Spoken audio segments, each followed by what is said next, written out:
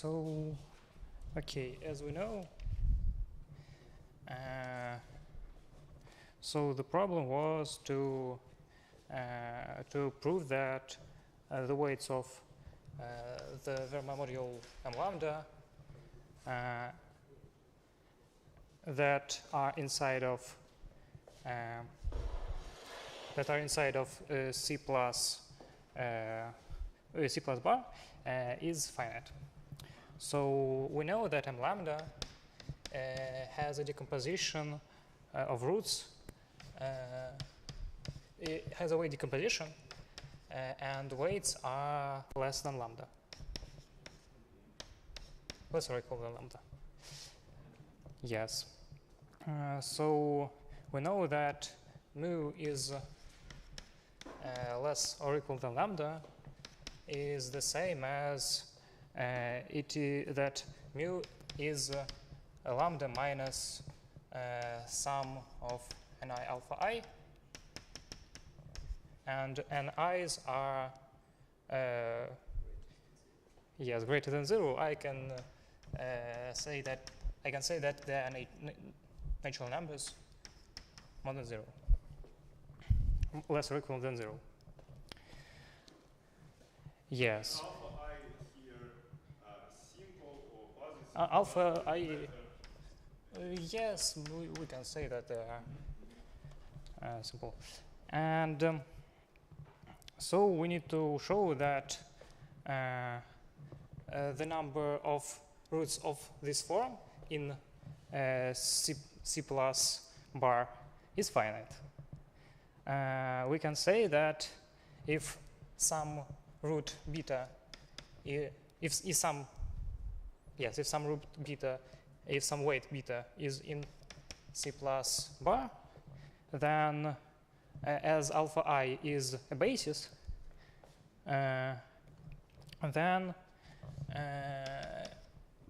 all the coefficients near alpha i's are all non-negative.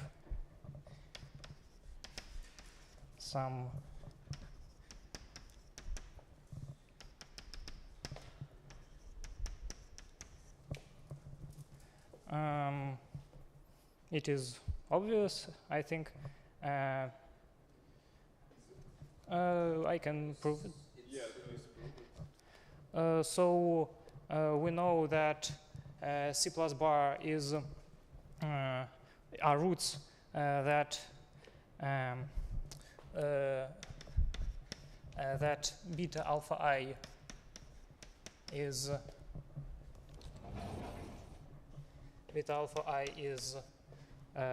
more or equal than 0. So so alpha is here a positive root. Yes. So if we have some mi here that is negative, suppose some minus m1 alpha 1 plus something. So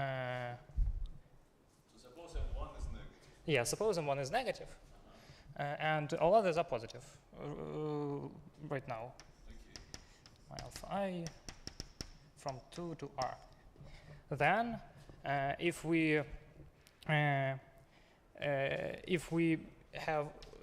have beta alpha I as in a product with alpha I, and this is less or equal than 0 because alpha I is more or equal than 0, and these sums are less or equal than 0 too.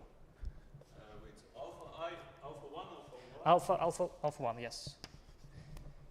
Alpha 1 is less or equal than 0, is less than 0, and if we have a product with others, it is also 0. What if M2 is less? Yes, this is the easy one, and if we have some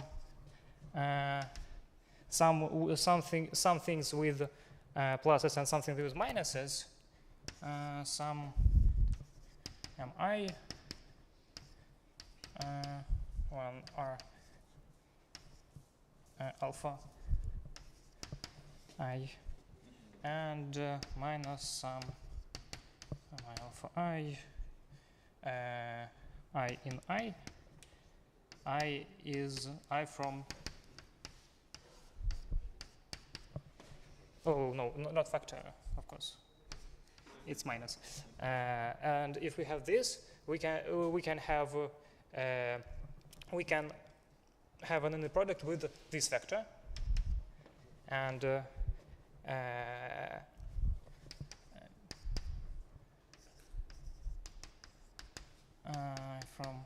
I will denote it by I bar. Then all these products are less or equal than 0, and this product is less than 0. Because these are just two, it is a non-zero vector. Can you okay, with the first summand it will be lesser or equal than 0, and the second summand is vector scalar product with minus vector. Yeah, okay. So it is less than 0. Okay, and what's the problem? We proved this. Sorry. Why is this less than 0? I just take this beta and plug in here, or what? Yes, take this beta, plug this here, and this scalar product is less than equal to 0 because all the pairs are less or equal than 0. And with this, we consider this a whole vector, and this becomes minus vector scalar product with vector, minus v and scalar product with v. Yes. So it is less than 0. Yeah, so Okay. what's the problem with it? No problem. We just proved this. No. Why This. it can be lesser than 0? Because it's in C plus bar. And what's so b with some vector less than 0? Yes. What's the problem? Yes. We don't And this is from from positive roots. No, it's not. It could be not a root. Okay, so suppose that all beta alpha i's are more or equal than 0. Then this will also be more or equal than 0. So Yeah, that's true. Oh, Okay. yeah, of course. so Okay. So we proved that if beta is in here, then the coefficients, corresponding coefficients of Yes. decomposition are non-negative. So then the problem follows immediately.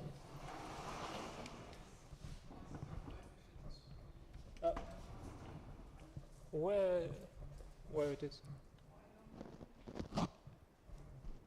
Oh, I do not hear. So what's the question? Say again? So, if your claim is correct, you take beta with alpha I, so you get negative, I think, which is contradiction with the beta is inside the closure of city. So yeah, so you're saying that if I take beta like this and take scalar product with alpha I, then you get something less than 0. But we need But why? Alpha I with alpha j is less than It's 0. less than 0. But then you have alpha I, right? And it's great. And this is greater than 0. So you don't know right away. No contradiction. So yes, so after this, the problem follows immediately, as we have a decomposition lambda as alpha is a basis is some ki alpha I of simple roots, and so mu is some ki minus ni.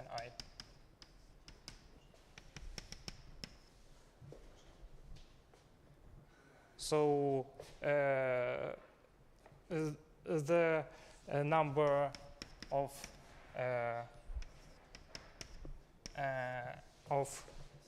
the number of ni is such that for any I, ki minus ni is more or equal than 0, this is finite. Yes. So they have the statement. Can you repeat your argument there on the right? Yeah. From this, Yeah. What do you do now? Like, we take a scalar product with this vector, with this vector. No. With the left. with the left or right? So yeah. With the sorry, The right one. with the right one. So with the negative side. Yes. And what do we get then? We get that the scalar product is less than 0 because if yeah, we okay, sure. yes. Yeah. Could you write there E not inside I because it's in the scalar product. Yeah. Like From this or from where? Yeah, but there everything all right. In the B with scalar product. It is I bar. Ah. Okay. Too many notations. Sorry, I forgot again. If it's less than 0, then what is the It's contradiction with beta alpha I for all I greater than 0.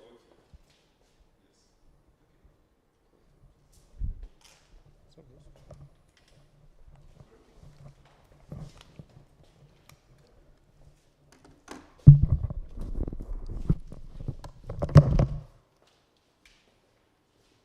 Yes. So There's some elegant way to prove that How did you finish the proof?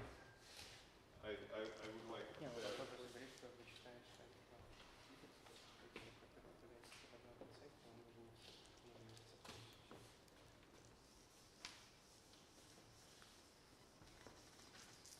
It's actually in campus as well.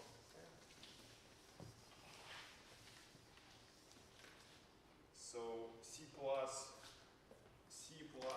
bar is actually the following. It's all sums Ci omega i's, where omega is fundamental weights, right? Right. Such that Ci is greater or equal than 0. So omega I is some fundamental weights with that we did not. Omega I, Discuss. alpha j. No, we discussed it. It's something like Over that. Okay. alpha j Uh-huh. is delta ij. This is the basis for weight classes. Mm-hmm. Yeah. Oh, of course. Yes. And so, if I,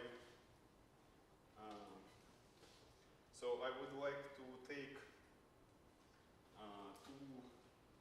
so actually, if I take two elements, lambda and mu in C+, right, then lambda minus mu is in lambda plus mu is in C bar, right, because of that. Mm-hmm. And lambda, if I take lambda greater or equal than mu, and lambda minus mu, Also. well, this is some sum over mi alpha i's, where mi, so this is over simple roots, and mi is greater or equal than 0, right? Therefore, I can actually consider lambda plus mu times lambda minus mu, like scalar product of these two. And then this will become, so I take this and this, right? So actually my lambda plus mu is a sum of Ci omega I, maybe with some Ci which is greater or equal than 0. Okay. So I plug this and this in here,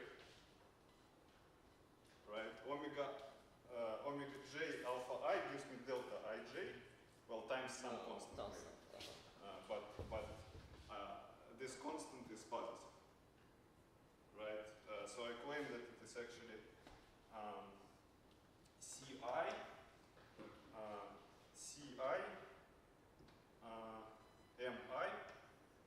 and J. Okay, let me write it explicitly. Omega I, right, and alpha J. So this is delta Ij times some other constant. Okay, and what matters is that this is actually greater than 0. But this is also norm of lambda squared minus norm of mu squared. Okay. Right? So therefore mu belongs to the compact set x in E such that norm of x squared less or equal than norm of lambda squared.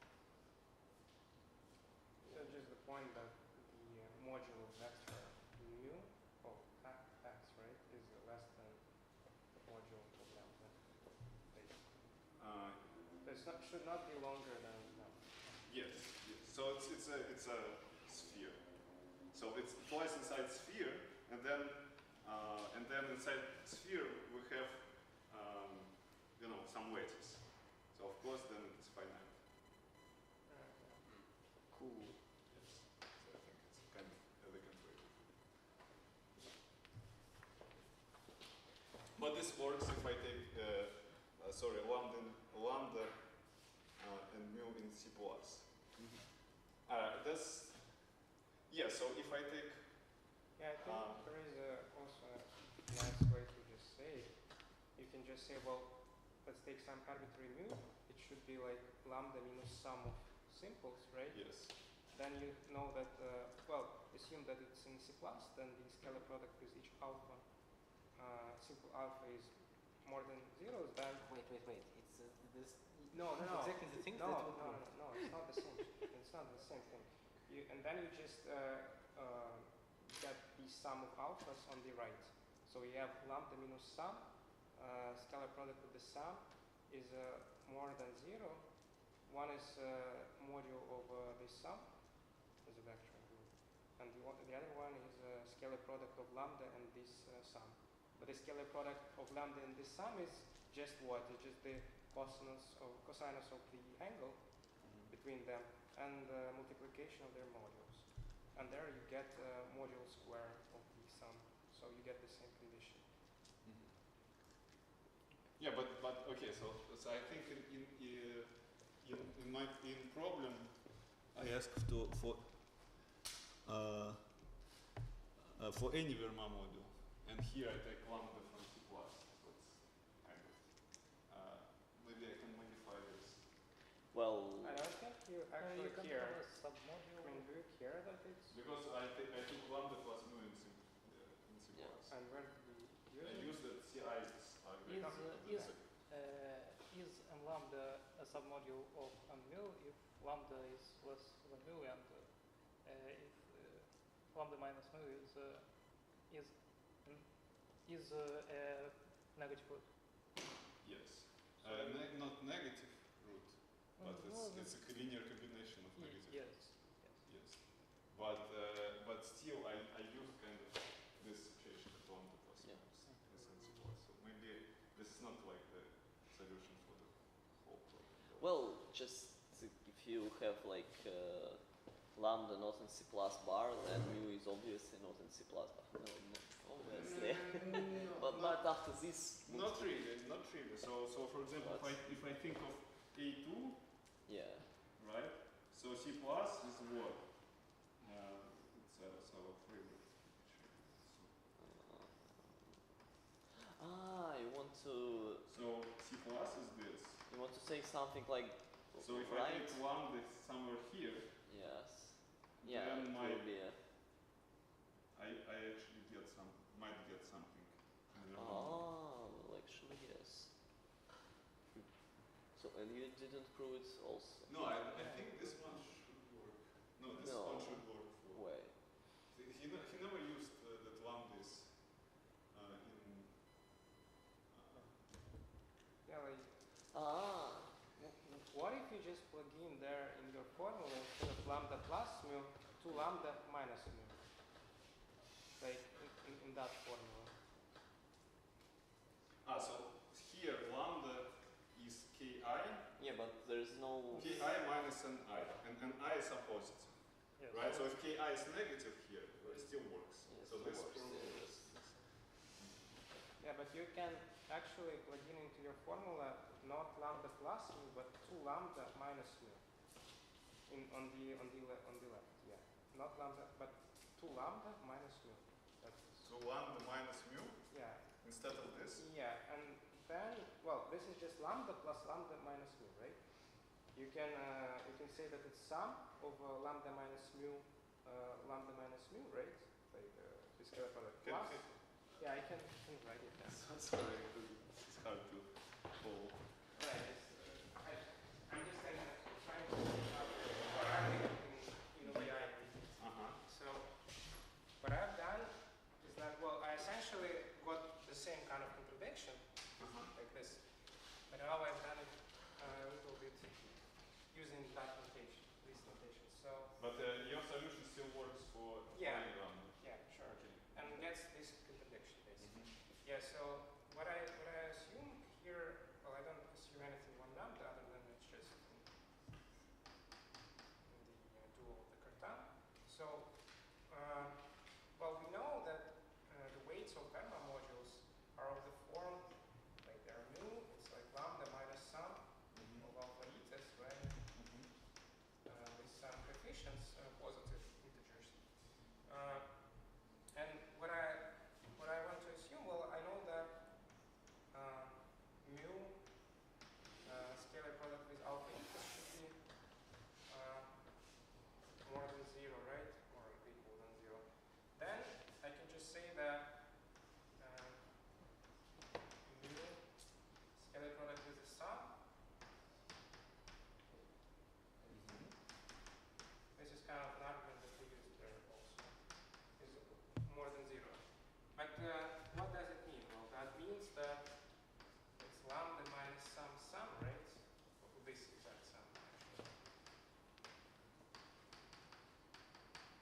Scalar product with this sum. This is just It's greater than 0. yeah, that's greater than 0 should be. But let's rewrite it again. So But from here to here, I'm sorry. well, these are just integer coefficients, positive. Yes. So I just well, if you like, I can just write it like this. Right? This still is the sum of inequalities. Yes. Yes, sure. Yeah, and this is just linearity of scalar product. Yes. Yeah. So here we get this, and here, well, let's write it. It's just lambda with this sum, right? Well, more than.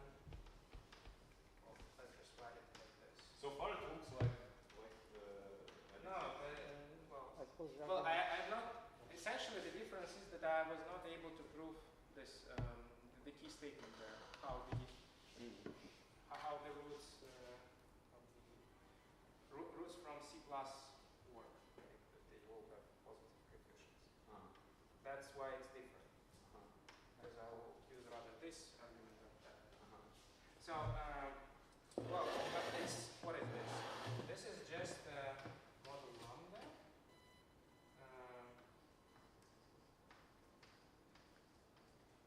And some cosines, right? Well, I can this, and well, I get that the module of lambda should be more than this, right? Yeah, we can say that. Well, this is again the lattice, right? Some lattice, so of course there is a finite thing. So that's what. Kind of the same thing. Yes. We can say that left is linear in NIs and right is quadratic.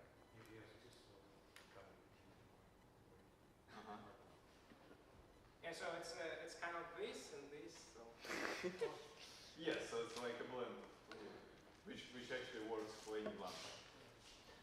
May I ask, like, if there's some ki, so suppose lambda is not in C plus bar, then there is some ki not greater than 0. Yes. Okay, No. that's not true. Yes. Yes, it's Yes, it's not in both ways. So okay. Yes, it's implication this way. Yeah. Yes, okay. So, It's rather this is equality there. If you consider decomposition nomenclature, Yeah, it's yeah, not enough. Because alphas are kind of no spread like a yeah. Yes, okay, very well. Then okay, so 12.2.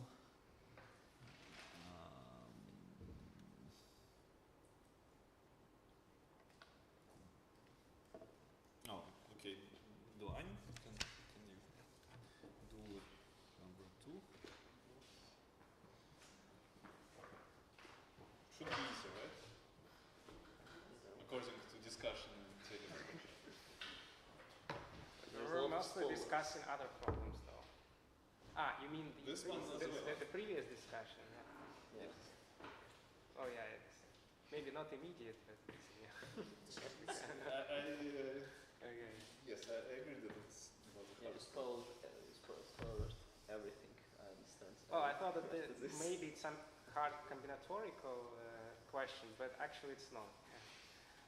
Because No, it not just really. it just the question of how can you decompose the monomial. It's just it was like a part of first problem, but then I thought that okay, maybe the first part is already kind of a problem, so like not for one point, so okay, it's alright.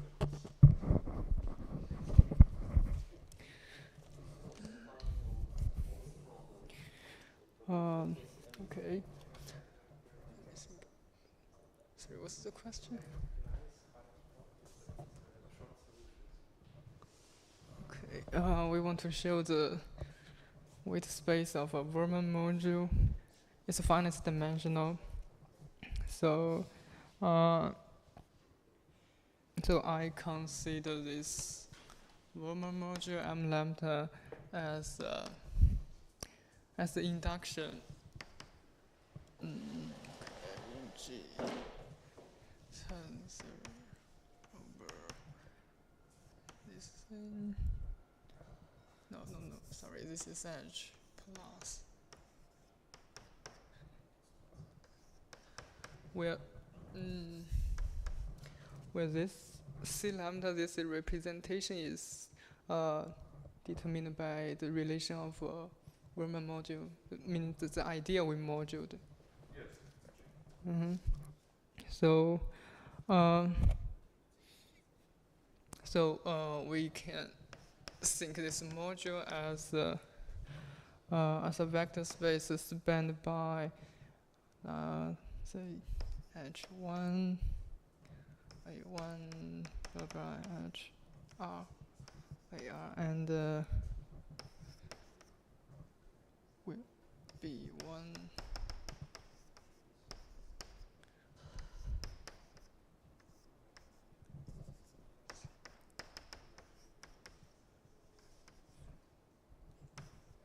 Tensor 1, where EI, FI, and HIs are generators of anyway Hn plus and minus. So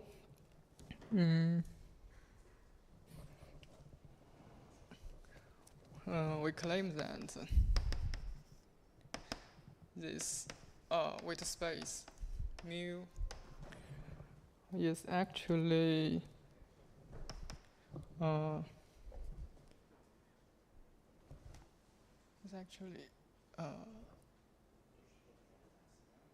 Maybe it's better to write F's on the left, right?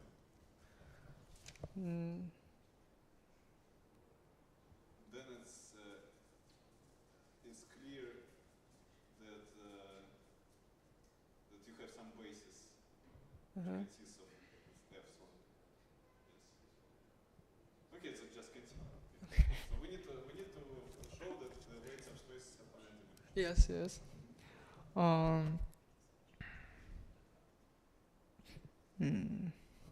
Where this is the sum of maybe this notation is not very good.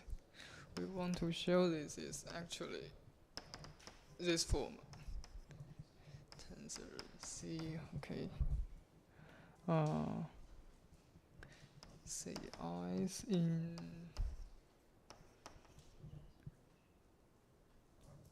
mu is lambda minus C1 alpha 1 minus. Well, we want to show this equality. Who are F1, F's? Sorry. F1, F1, F2, and so on, Fr. Yeah. They are generators of the n minus. So you mean Chevalier generators? So I don't think But this they is don't enough. respond. It's not enough? So you need to take all negative roots. So vectors corresponding to all negative roots. So how should I modify? Rather than just using negative alphas, we can just say that there you mean all alphas that are positive in your case, since you write minuses, right? Yes. Oh, that was the point, yes.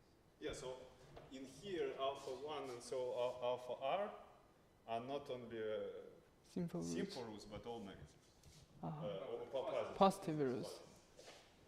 Okay. Okay. Alpha i's are positive roots.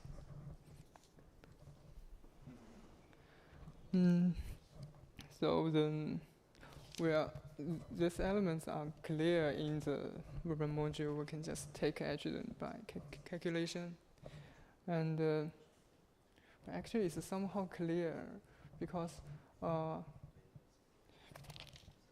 what? Because wait. Yeah, because EI's acts on the representation is trivial, and HI acts by some scalar by multiply some constant. So this. No, so this is clear, right? So how to now to see that that dimension of this space is finite dimension is finite. Wait. Well, because of what?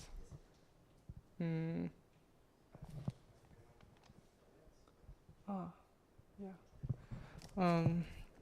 So the dimension of the weight space mu is actually the number of CI's.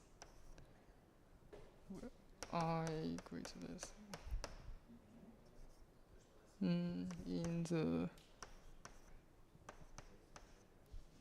R copies of Z, such that we have this thing.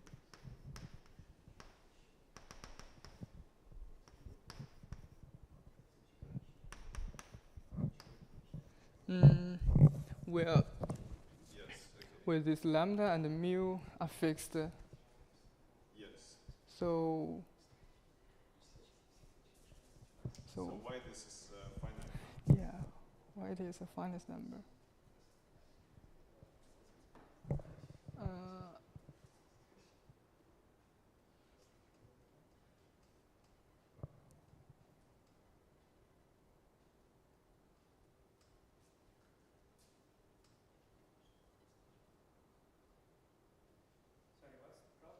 So okay, we are here.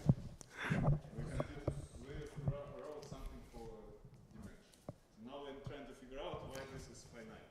Well, I suppose alpha I hope all alpha I can be written as in basis of simple roots, Yes. and then it will be just lambda minus Wait, what? You're some not sure one if sigma. it's finite? No. Convince Convince me. Well, how can it be not finite? You see? Well, like, Why it is it's finite? basically some vector, right? Yes. Over So here alpha. size So this is not simple roots only. It's also But it doesn't matter. Well, you we can can, decompose it into some yeah, we can. simple and get some. Well, it doesn't matter if they're simple or not. You can just say that each root is a sum of some simples with some multiplicities, right? Yes. With integers. So there you can just say, well, okay, these are now simple roots. Okay. No. Then this number is 1. That's not. Was? No. If Yeah, if okay. these are simple roots, then this. Okay, dimension. Yeah. No, I only care right now about the actual mu.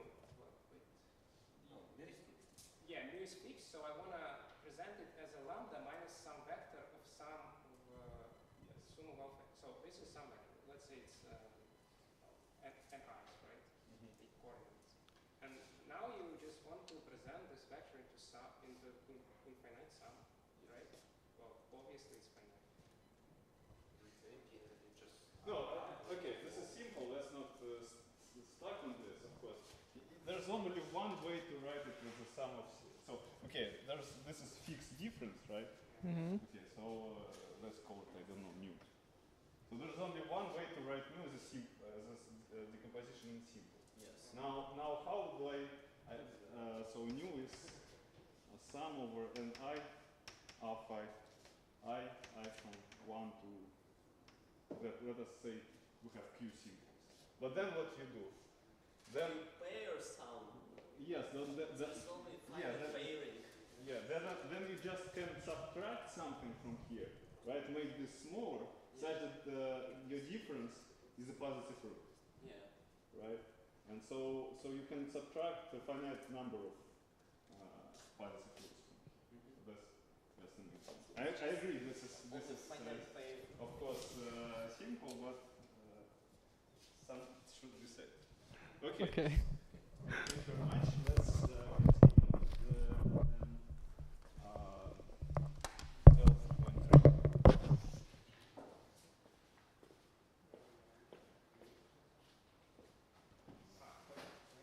Okay, I need Cherepanov. Can you do number 3, please?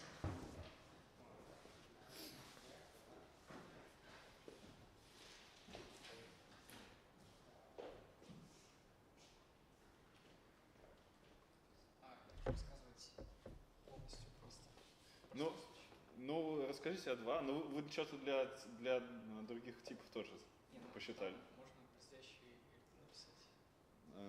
Ну, можно. Это будет называться, что там, характер для модуля Верма. Да? Ну там для 8 корней тоже можно руками, конечно, посчитать. Зачем? Ну, в принципе, да. Ну, хорошо, не расскажите для А2, там понятная картинка. Вот.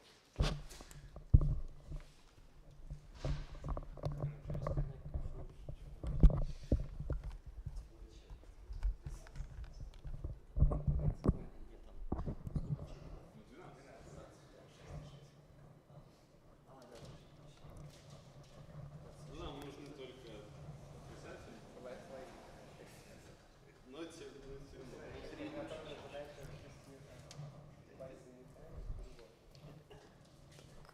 Лучше, чем 6.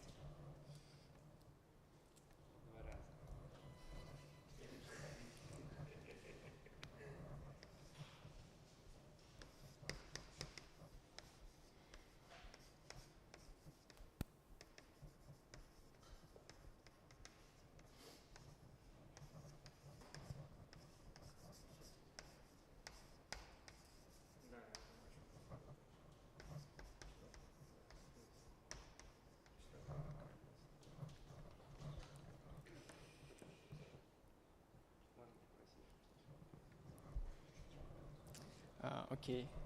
First of all, we know from previous problems, for example, that all the weights mu. Okay, we know it in the beginning that all the weights mu can be of the following form.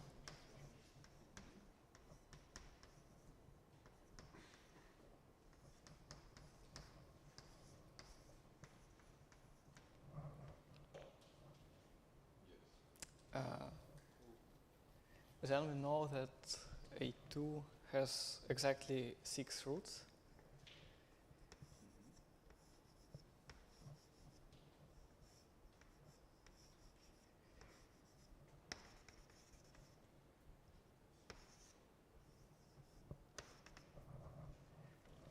Suppose that, assume that this thing is alpha 1, alpha 2, and its sum.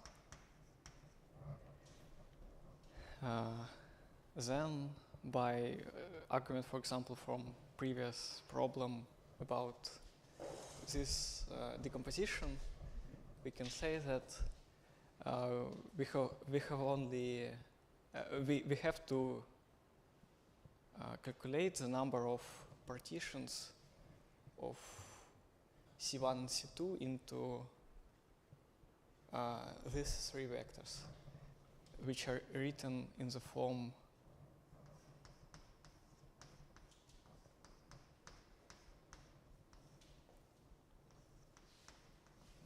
The number of partitions. Yeah, and we have to calculate the number of partitions of a vector C1, C2 into these 3 ones. So, and this will be the dimension. So, this number equals to minimum number of C1, C2 plus 1.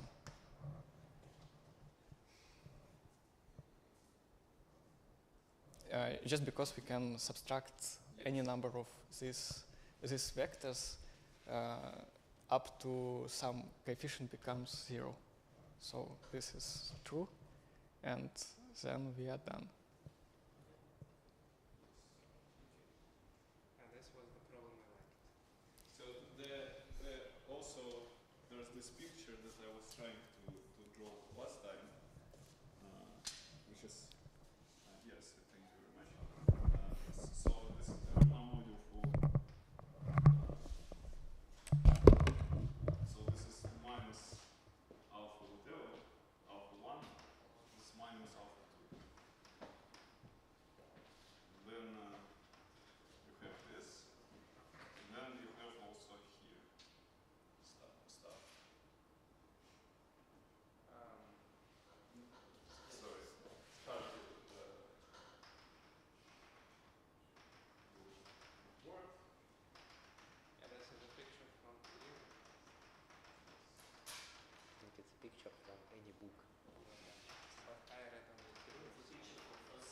Okay, not only Kirill. Yes, from any book, from first semester, from anywhere.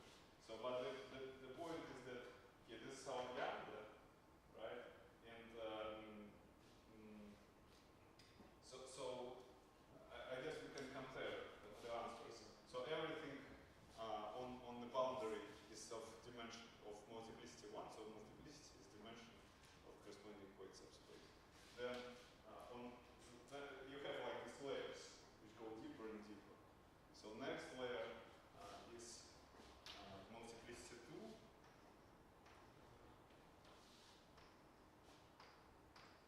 And next layer is multiplicity 3, and so on.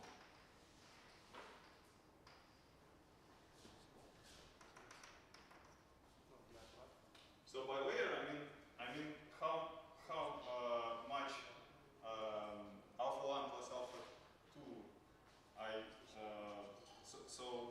so there's this contour which is the same as this edge here, right? And so each point here lies on some contour like this. And there's this point for each contour where it kind of turns, right? So the I need to count how many times I have to go by alpha 3 to reach this point.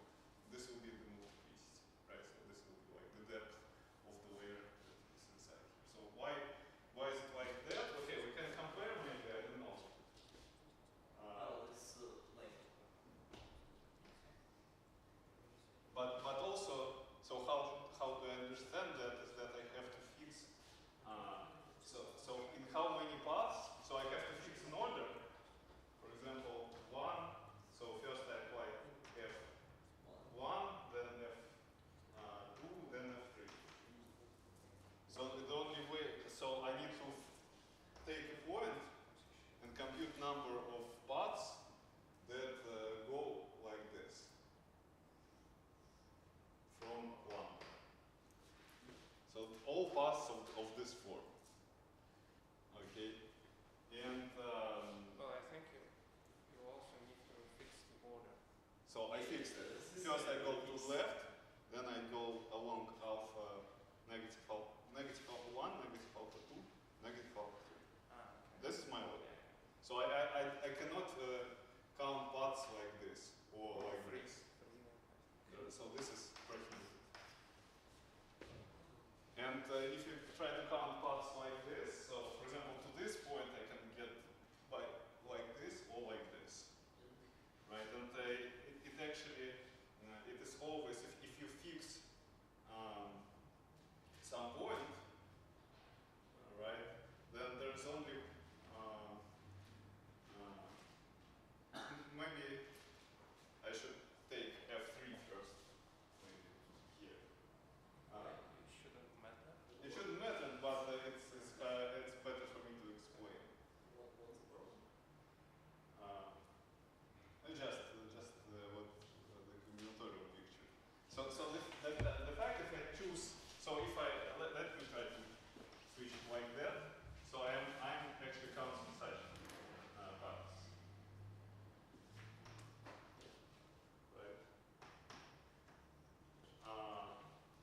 So if I take any point, any given point, then here, and any given point on this line, then there's either no paths like this, like here, or only one. So again, if I take any point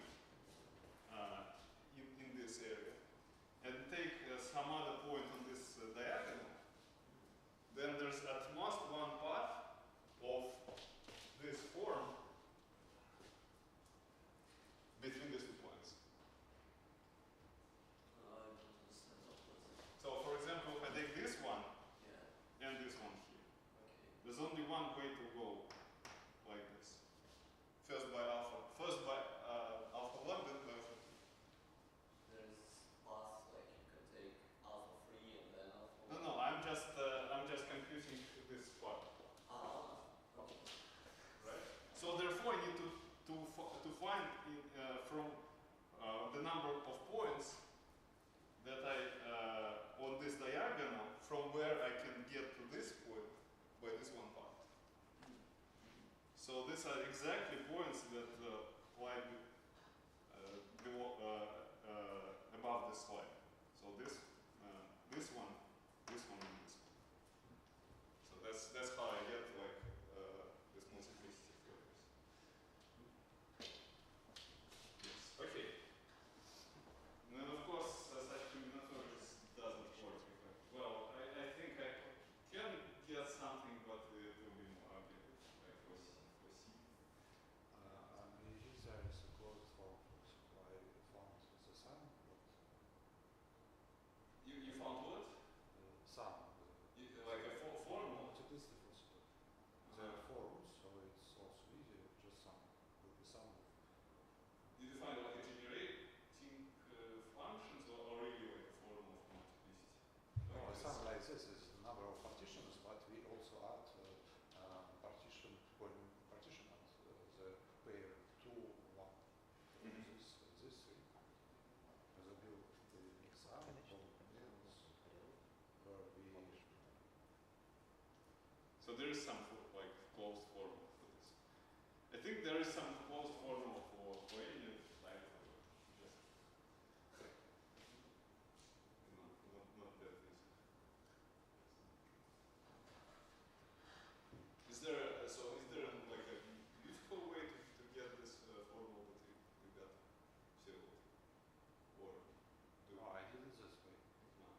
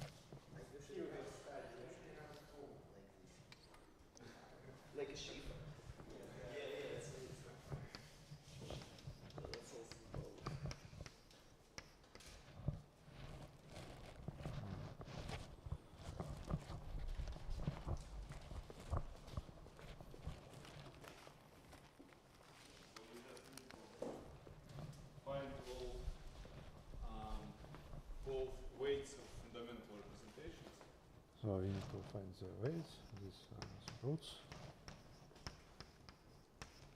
Take this positive.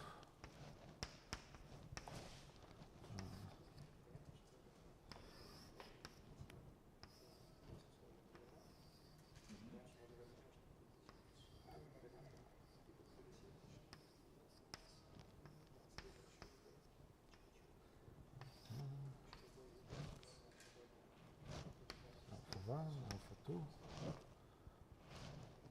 So this additional line that you have, it's a choice of polarization, right? Yes, to say that this simple, so it's easy to find that.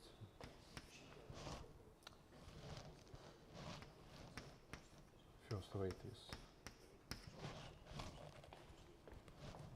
here.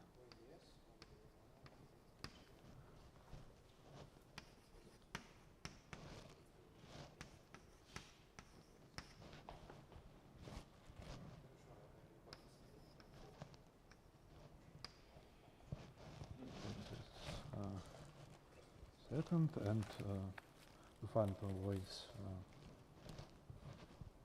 the first one we need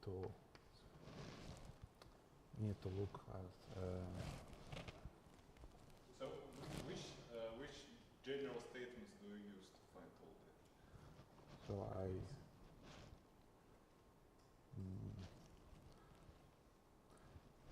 I look at this triple corresponding to simple roots, and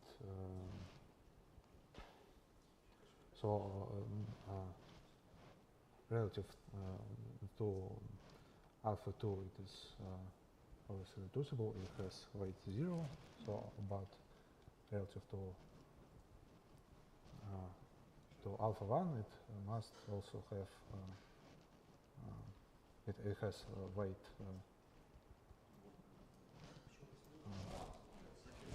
1, it must have also weight the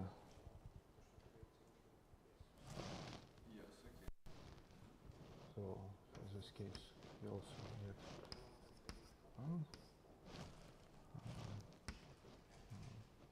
minus 1. Then we I look again at the alpha 2 triple, get this weight.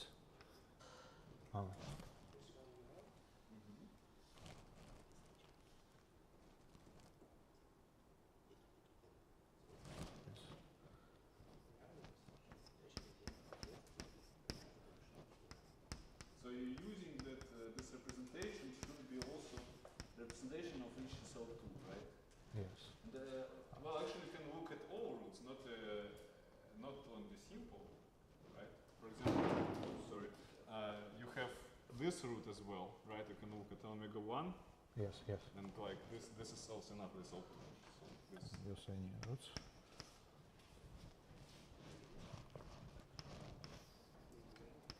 Okay,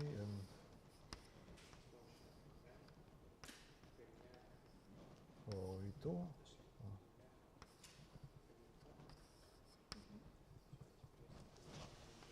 So, like, let me ask a question. This whole problem was about, like, well, I suppose it was like, draw this picture, yeah? But, like, it should be some modular Verma factor by some sub-modular Verma, yeah? Yes, we don't know yet. Yes, but like, you just, in this problem you say, find finite dimensional representation with highest weight, such highest weight. So how it should be proved that this is finite dimensional representation? Why is this a representation at all? Like, we just draw some pictures. We just look at this picture and see that it's closed.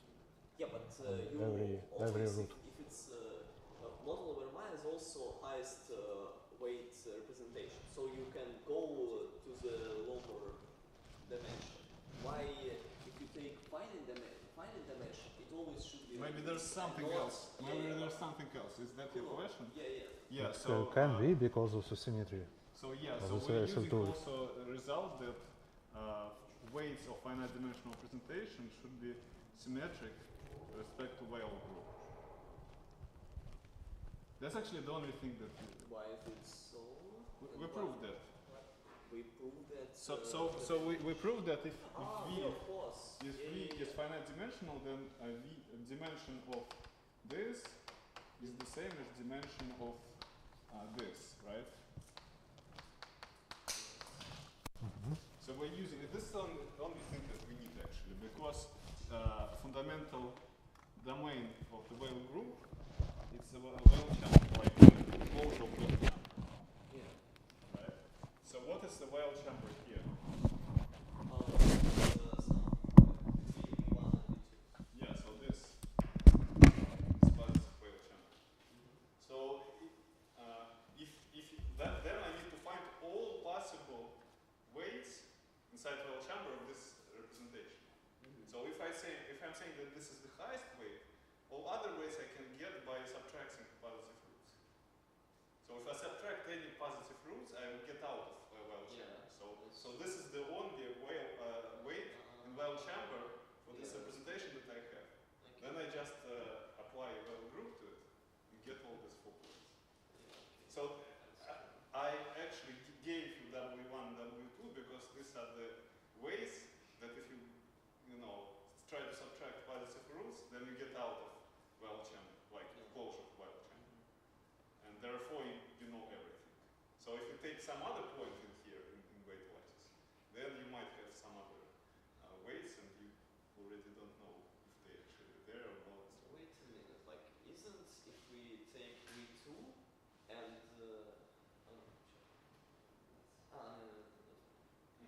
Okay, thank you very much. Yes, so you wanted 5.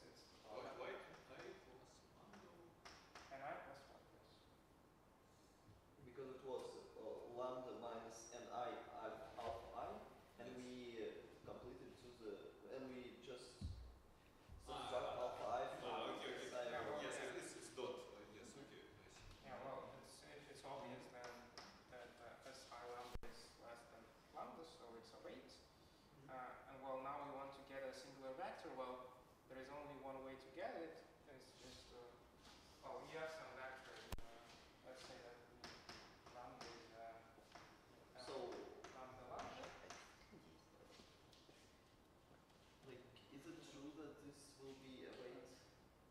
Why is this a weight? Of a Fermat module? Yeah. Because we know that all we had a theory on the previous lecture that a lambda means the weight decomposition, Yes. and this weight decomposition is of this form.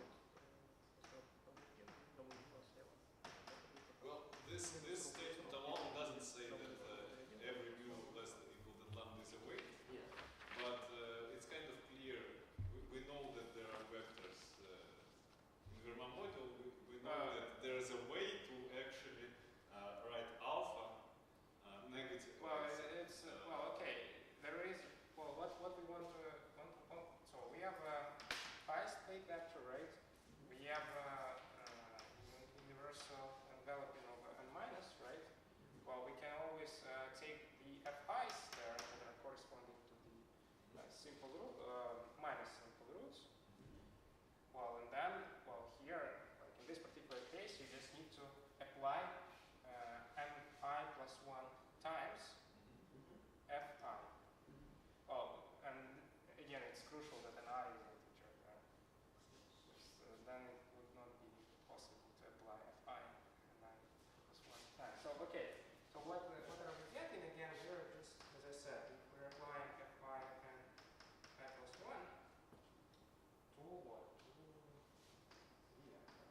Well, that's a vector. It definitely belongs to m lambda.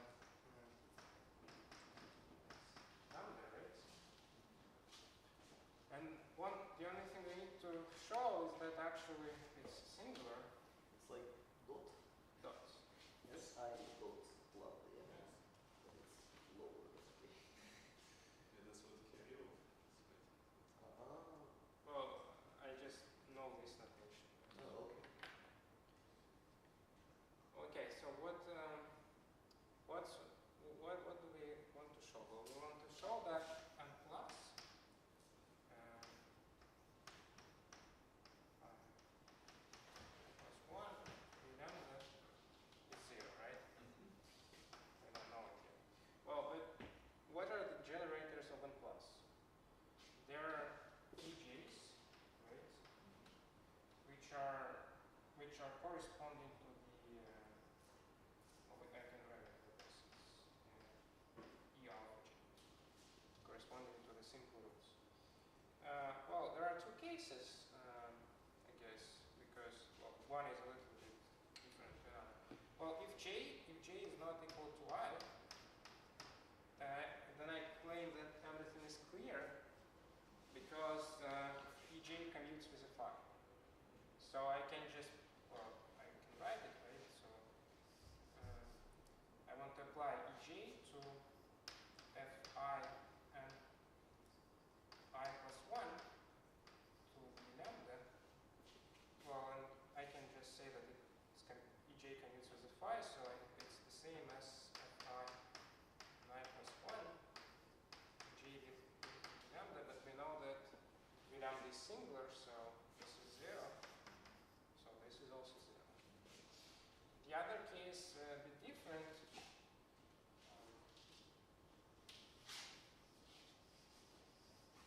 It's when J is actually equal to I. So it's EI, Fi and I plus 1. We want to show that it's actually 0. Well, let's compute, well, first of all, we can look at it as a SL2 representation. And let's understand what is the weight of the lambda in terms of SL2 representation. So we want just to apply, we have an SL2 triple, right? I just say we did it in the first semester. Yeah, I want to say, but I at least want to formulate what exactly did we do in the first semester, because it's kind of, I think, not so good to just say that something is done and not even say what. So I think it's, yeah. So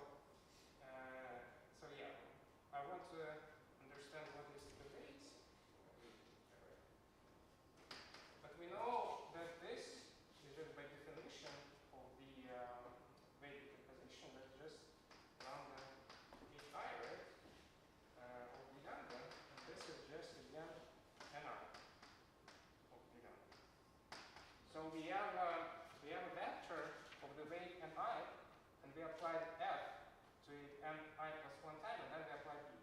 This is the fact that was indeed proven in the first semester that this thing is 0. So if I take u lambda and start applying fi's, this is Vermont plus 2 Vermont. Yes. Yeah, if two you Vermont. have there mi plus 1, Yes. yes. And it has a submodule which starts exactly at this vector fi n plus 1 u lambda.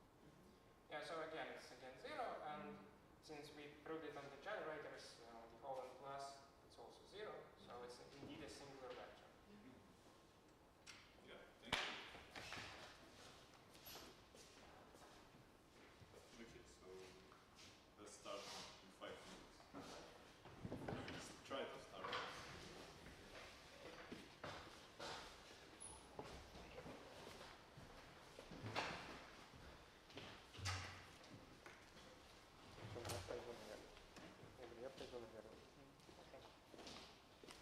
У нас будет, да, запись? Да. Окей, просто не чувствуйте. Я надеюсь, что она уже есть. Ну, я не знаю просто. Операционное пространство. Ну, пока стоит на месте. Куда они стоят? Зачем?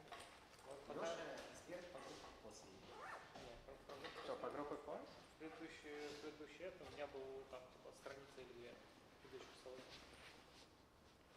Леша шарит в топологии конфигурационных пространств. По крайней мере, диплом про это пишет. Ну да. А у Шарит, конфигурационных- да.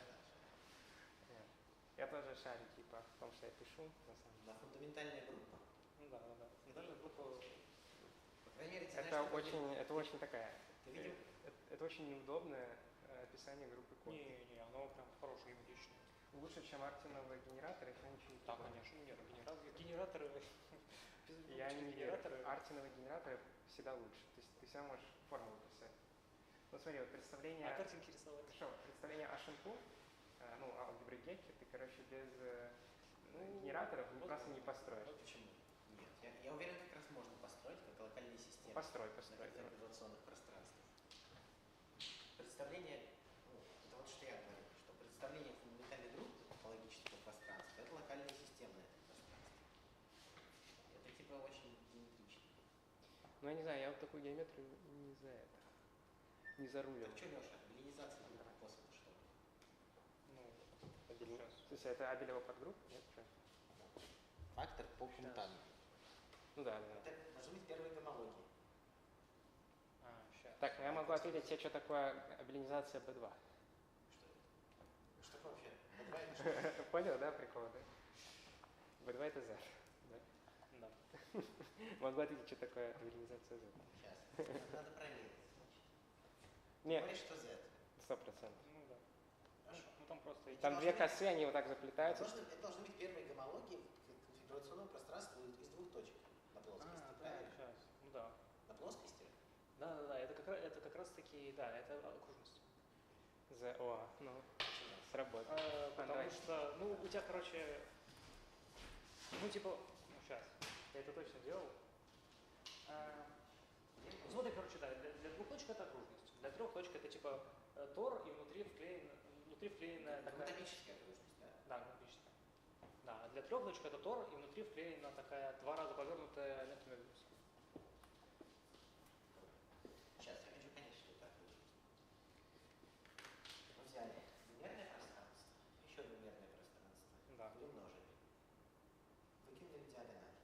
Да. Что получили? Ничего, повторишь. Ну, сейчас, ну как это можно? Потом PS2 факторизуем. Я просто сейчас читаю книжку про гомологии схем Гильберта. Мгм. Это, ну, схема Гильберта, ты знаешь, что, да? Ну да. Ну, там схема Гильберта вот именно точек на поверхности. Ага. То есть точек на поверхности. Это вот эти конфигурационные пространства, то есть конфигурационное пространство этой схемы Гильберта, из которых выкинули самые интересные места. Ну или разрешение особенностей там, симметрической степени. Ну да. Вот. И у них там веселые гомологии, типа, что там по отдельности гомологии посчитать нереально, но если мы возьмем все там схемы Гильберта на одной поверхности из n точек, сложим, для каждой посчитаем все гомологии, все сложим, то есть такой бесконечно прямую сумму всех гомологий. Оказывается, это бесконечномерное представление алгебры Гейзенберга, причем еще старшего веса. Нет, там достаточно красиво.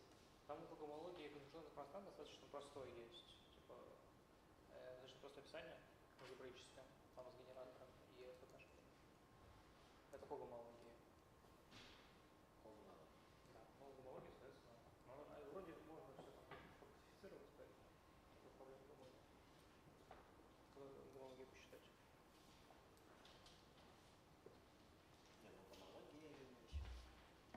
У тебя, по-моему, там возникали какие-то эти ряды производящие? Не, ну да, там возникают некоторые вещи. Ну, у тебя там, по-моему, теорема была. Ну да.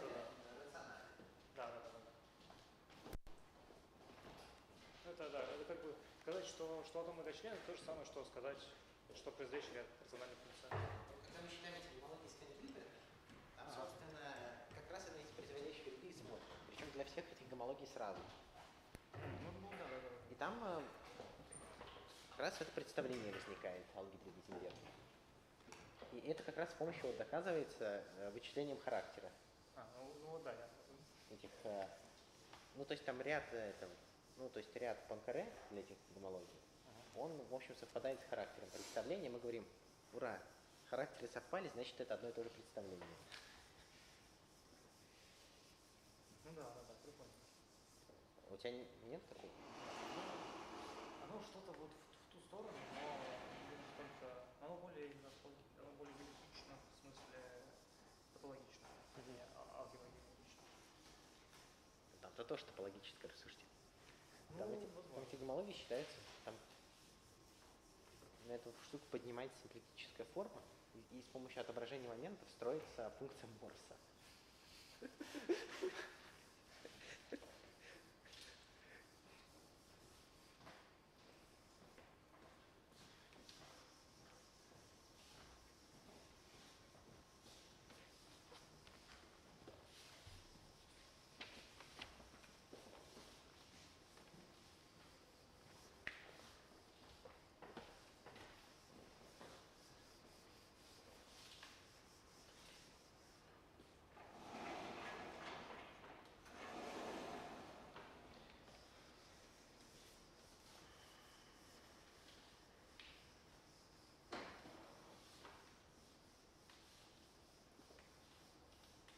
Что, есть продвижение того, что ты рассказывал? Нет. Я не успел пока. Вы как раз Я тоже большие надежды возлагаю на 2 недели на майских. Возможно, зря.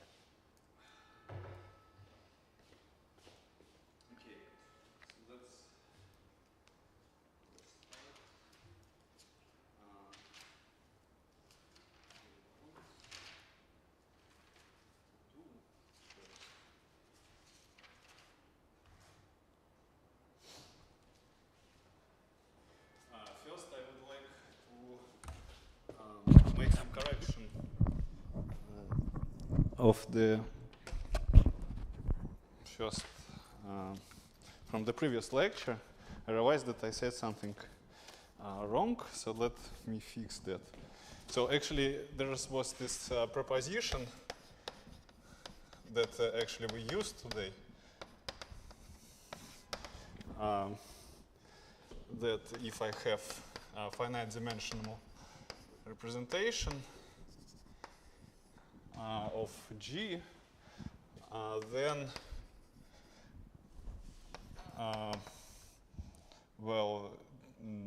weight subspaces together with multiplicities, they are respected by an action of Weil group. So the dimension of V of lambda equals to dimension V of W of lambda. Okay, and the argument was that if I take V lambda and consider V as a representation of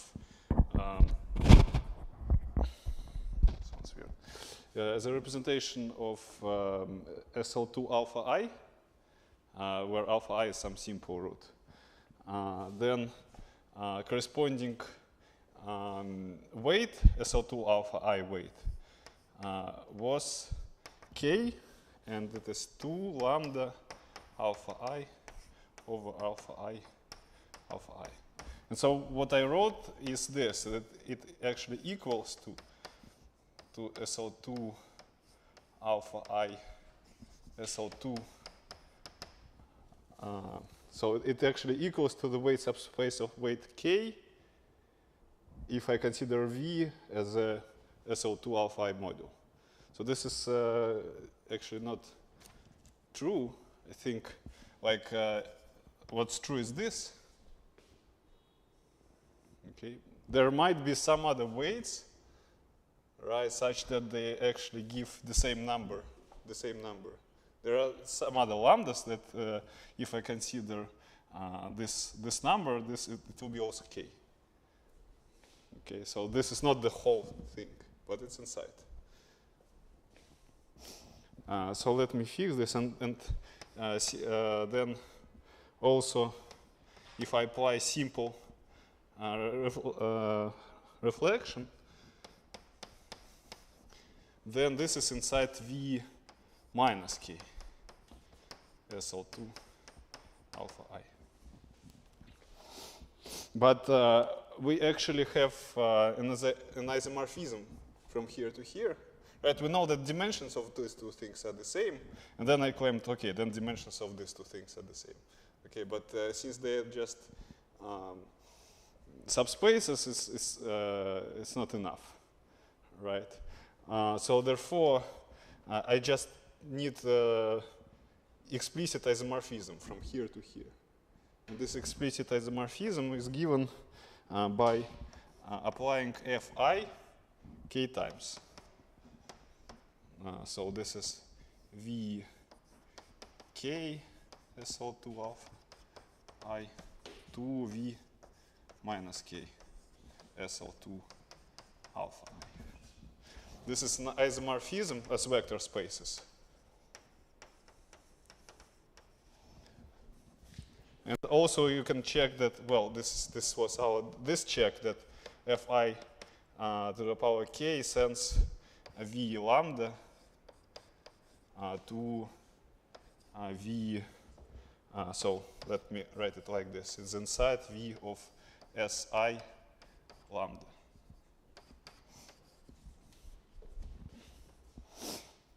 Okay, and there is also inverse of this isomorphism, so which is so with inverse. So I would like to write I to the power k, but this is not the inverse. It's inverse up to scalar multiple. So actually I can write some c here. But what's important is that actually if I apply ei to the k to this space, it will go back to this space. This also can be checked. Okay, so therefore I can claim that this is actually equality. So this is an isomorphism of this vector spaces that sends this to this. So therefore I proved that the dimensions are the same. So okay, so this is some correction from last time.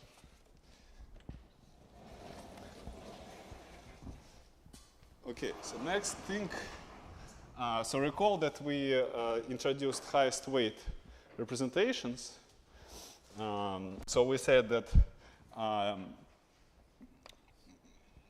if I take, so let's recall that if I take V from V lambda, it is singular. It's a weight. It's a weight vector. It is singular if it's killed by n plus. Right, and V is called highest weight representation of highest weight lambda if it is generated by a singular vector v from v lambda. Okay, this was our definitions. So now let us prove a bunch of things about this highest weight vectors, highest weight representations. And we also introduced, of course, partial order on H star. Let me not write the definition. So proposition is the following. So let, okay, proposition.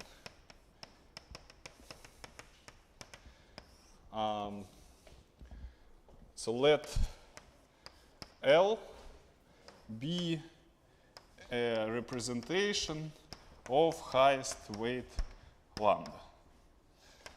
Then I claim two things. First of all, L admits weight decomposition similar to Verma module that we saw before. And second is that lambda is a unique highest weight in L, which is, okay.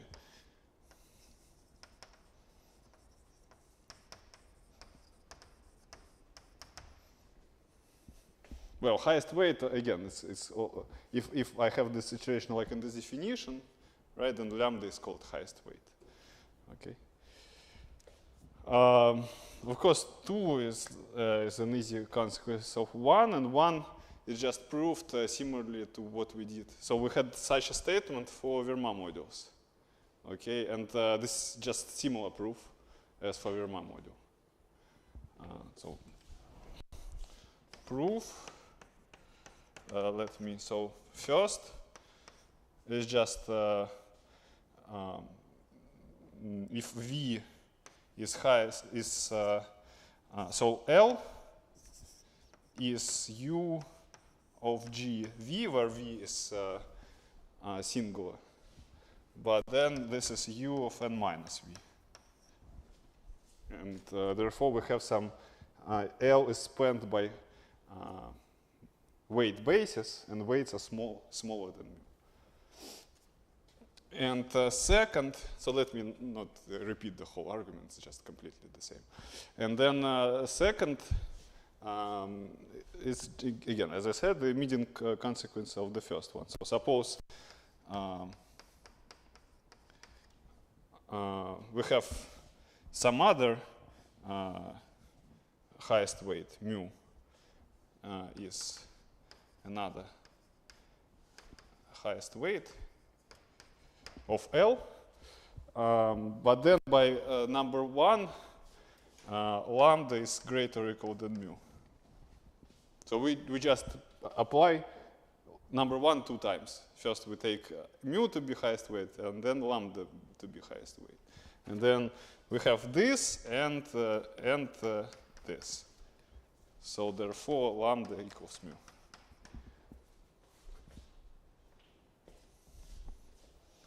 So therefore this is by part 1.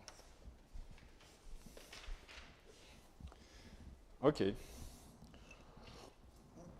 This is a simple observation, but we would like to classify all representations finite dimensional irreducible, so that we will need that. Okay, next step is the following.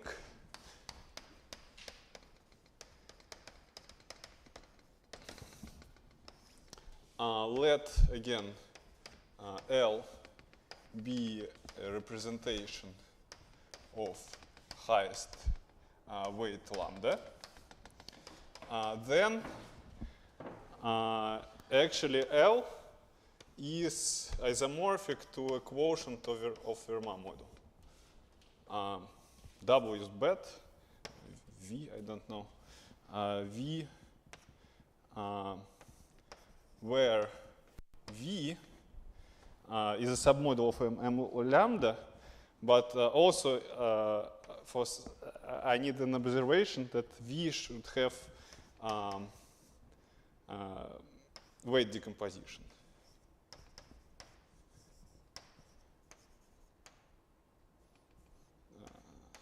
Like this. Okay, this is so okay. Let's prove this. Okay, proof. It's clear what to do. I need to. I need just to give you surjective homomorphism from M to M lambda to L.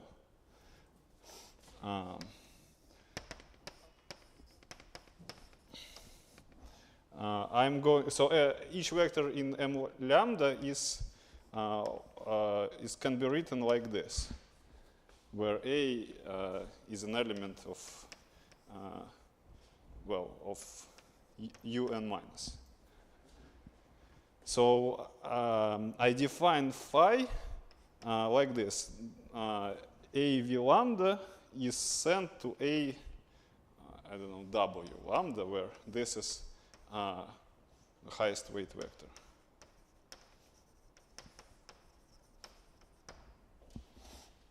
Okay, if this is well defined, then it is clear that it is surjective homomorphism of Lie algebras. Okay, the only thing that I need to check here that it is well defined.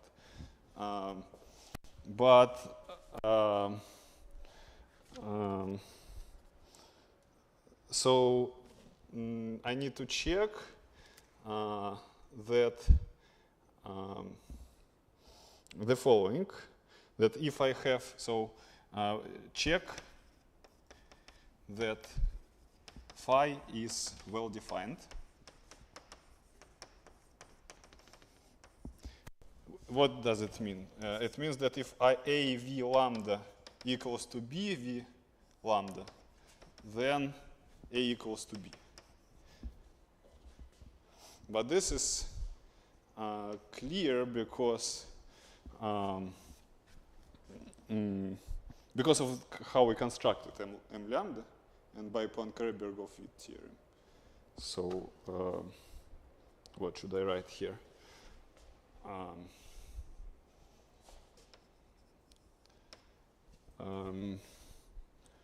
Yes, so this is just by PBW the map from UN minus to M lambda like this. A goes to A V lambda is an isomorphism of vector spaces. And so therefore this follows. Okay. So did I? Okay. Yep. I proved that L is a quotient of Fermat module. But then I need also to observe this. So let me take something from V. Right. So let me take V inside V, which is kernel of phi. It is also inside M lambda, right? It's a vector in Fermat module. So and Fermat module admits weight decomposition. So therefore, I can write V as a sum of weight vectors.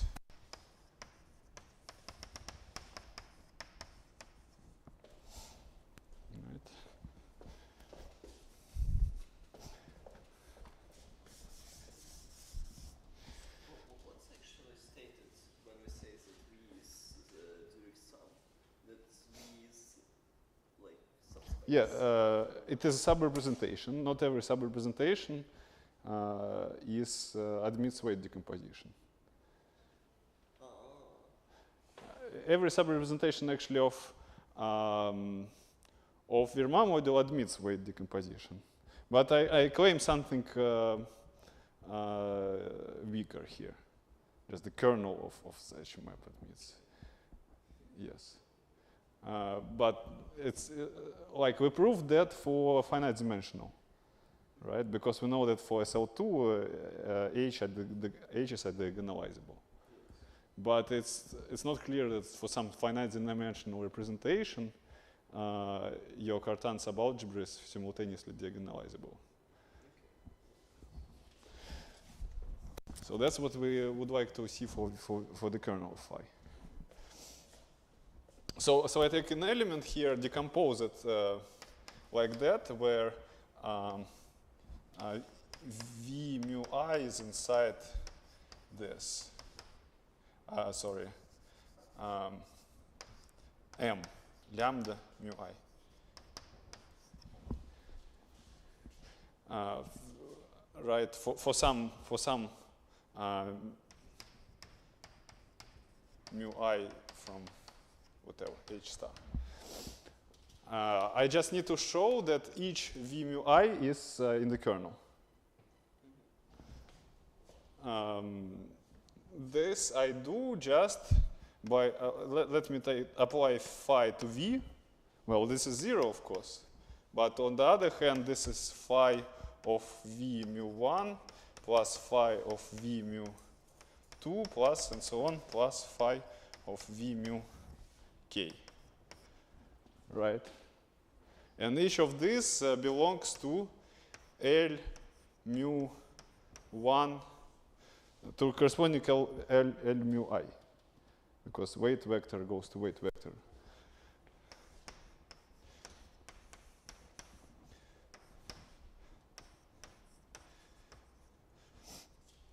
But weight decomposition of L is a decomposition of the direct sum, of course, right? But L is a direct sum of L mu's.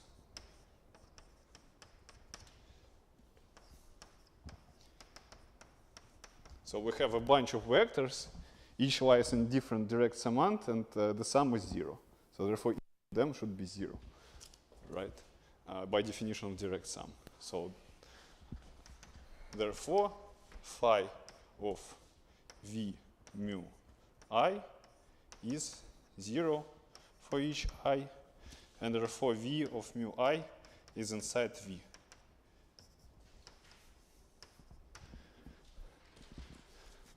That's it.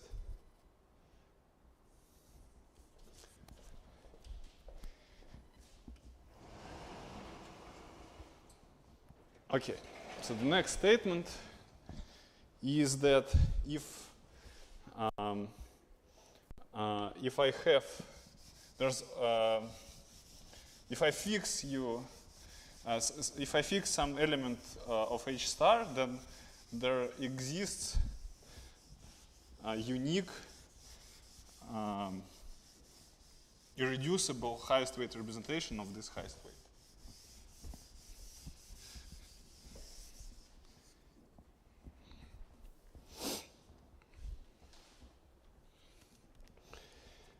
Okay, proposition.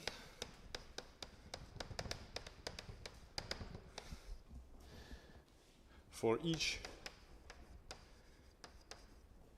lambda from H star,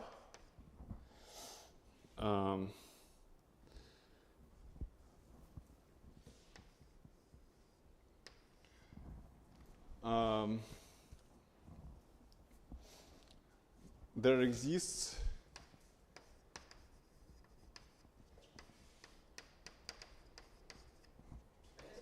yes, sure. Should we write H star or H star R? We should write R. Yes, you're right.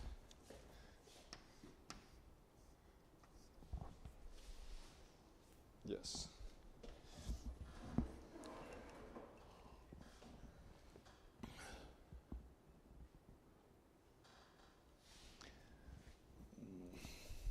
Let's see if something will break if we consider complex eigenvalues. Yes, yes. For finite, if we would like to see like finite dimensional representations, but for Verma modules and for just highest weight, I think we can take any. Yes, I think we can take any. For if we just talk about, don't talk about finite dimensional stuff. But okay, just to be careful, let's take H star R.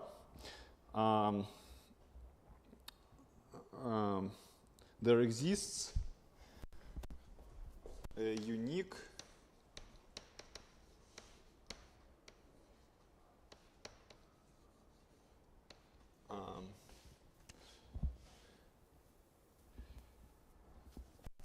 finite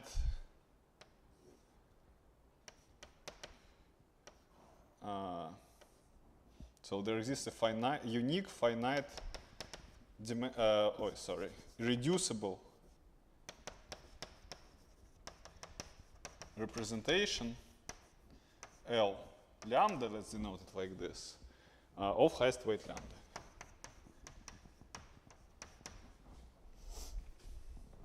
So proof is this. So of course, if I take lambda and I can construct m lambda, and then I can so yes, it's either I have m lambda is either irreducible, right, or it has some sub-representation, and I can quotient. So first of all, let me prove that there's at most one reducible representation of highest weight lambda. Okay, so let me think about existence maybe after. So suppose L1 and L2. These are two representations of highest weight lambda. Right. Then L1 is m lambda over V1, and L2 is m lambda over V2.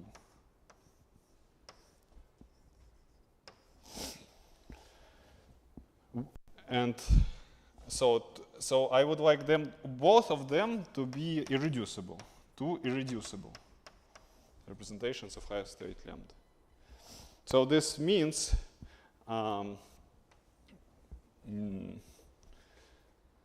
that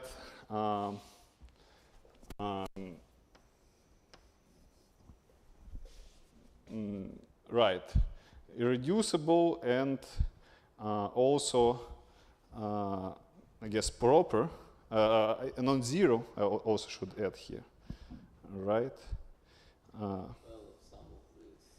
It's yeah, so always this zero case. So let me yeah, irreducible, non-zero also.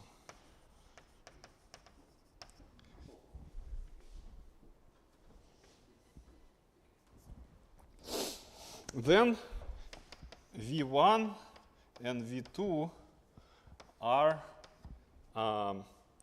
maximal proper sub representations of m lambda. Right.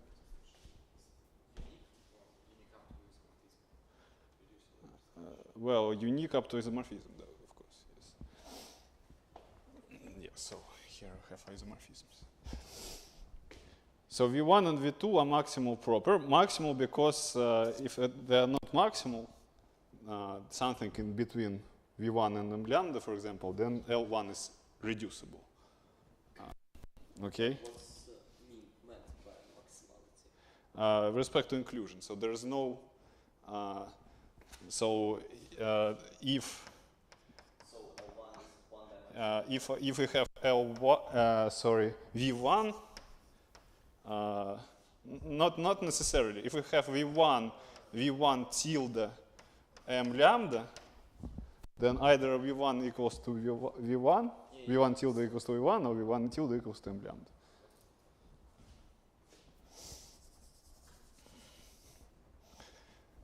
Okay. Then let me, moreover, I have, as I observed, V1 is decomposed,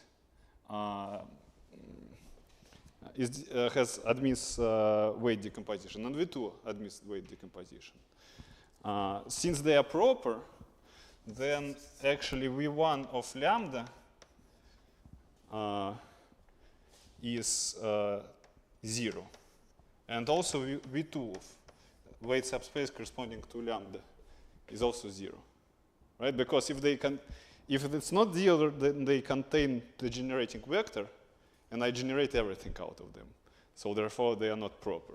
They coincide with m lambda. Okay. But then I claim, let me consider V1 plus V2. And let me consider lambda weight subspace of it. So I claim that this is V1 of lambda plus V2 of lambda. So this is because of this decomposition that we were proving. Because this is like a direct sum.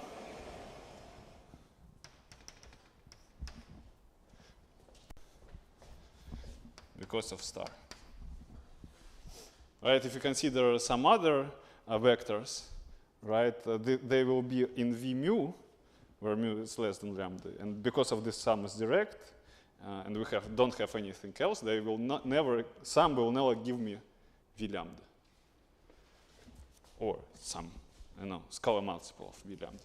So, but therefore it's 0. So therefore V1 plus V2 is also proper, right?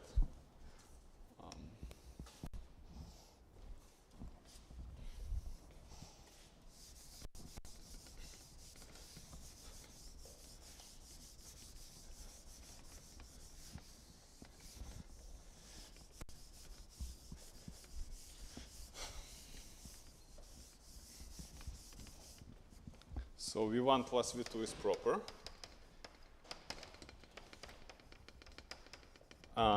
So therefore, and also V1 plus V2 contains V1, of course. So therefore, V1 plus V2 equals to V1. And similarly, V1 plus V2 equals to V2.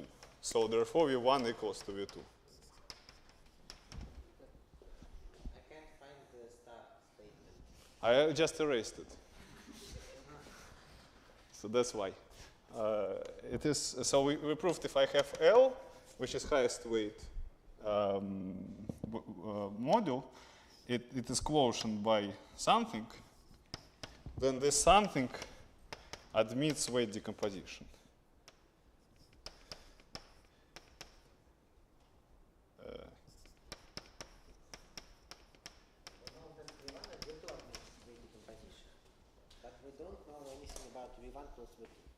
Yes, but we know all the vectors are sums there. Okay, so I claim that this actually implies this. Let us believe in that. So let's see. So I take some vector from V. Did I have V already? V1 plus V2. Right. So I claim that it does not. It is not C times V lambda. Okay, so it does not, yes. But here I have V. It's V1 plus V2, where V1 is from here and V2 from here.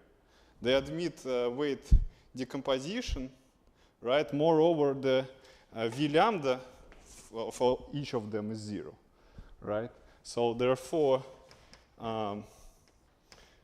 this is just some V mu 1 plus and so on,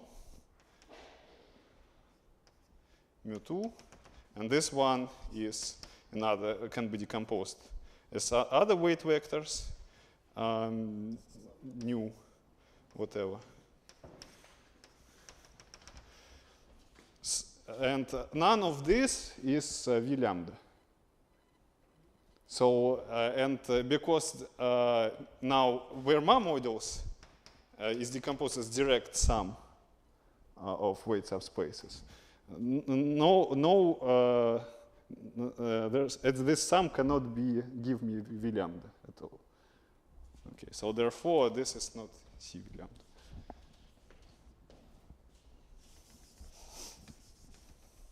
Okay, so let me erase that.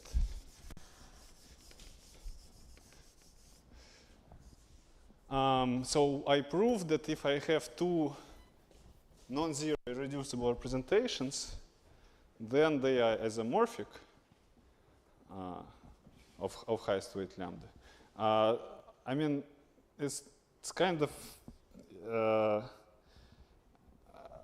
I don't think I should include into definition that zero representation is a representation of highest weight lambda. Okay, so actually, representation of highest weight is non-zero representation. Okay, so this is my erase.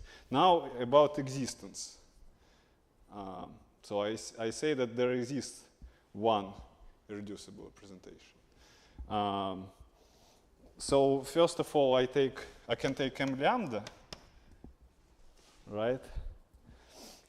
It is either reducible or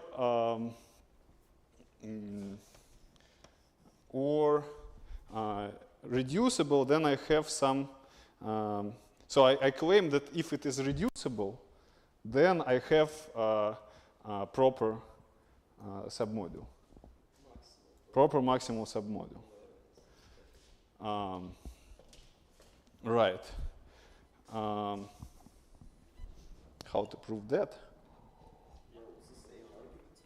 Yeah, so let me see. So if I claim that if m lambda is reducible,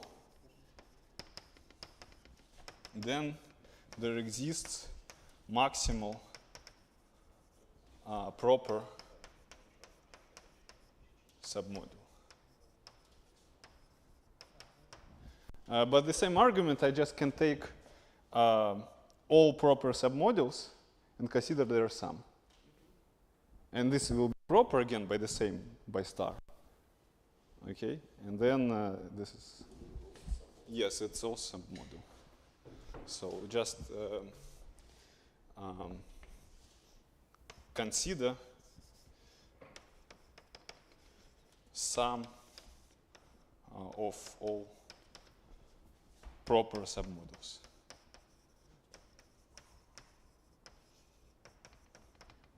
Sorry, I missed the proof of this implication. Yes, so suppose it's reducible, then it has proper submodules inside. So take sum of all of them. This will be maximal proper. Oh, it's a part of proof. Yes, this is my argument to prove this implication. Mm-hmm. Okay, so we proved the proposition, right? Okay, so this is a important step. So now I would like, so if I have So now I would like to see for which lambda. Wait, why the sum of all proper submodels is proper? Because of the same reason.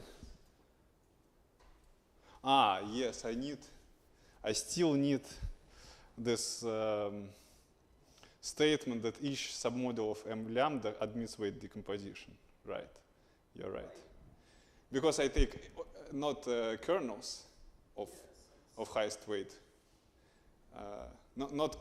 Yes.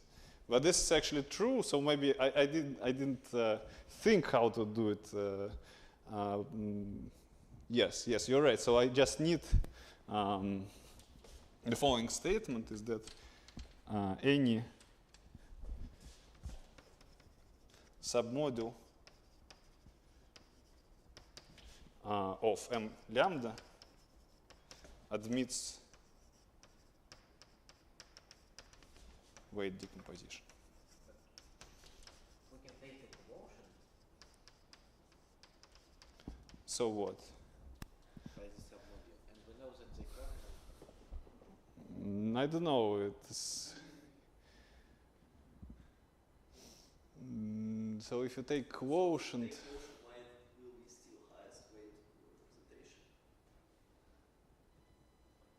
Maybe you'll get something that is not generated by V lambda only.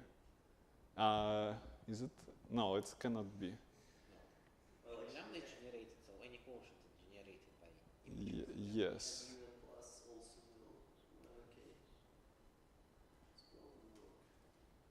Yeah, so yeah, I think it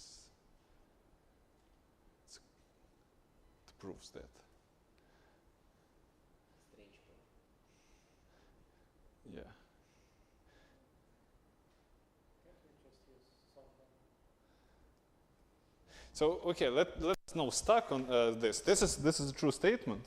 I just didn't think this through how to say it out loud. So let us maybe prove it next time or exercise or whatever. Yes, okay. Let's believe it for now. All right. Yes, I admit that there's something strange in this. So it seems like correct, but might be something funky. Yeah. Okay. So let us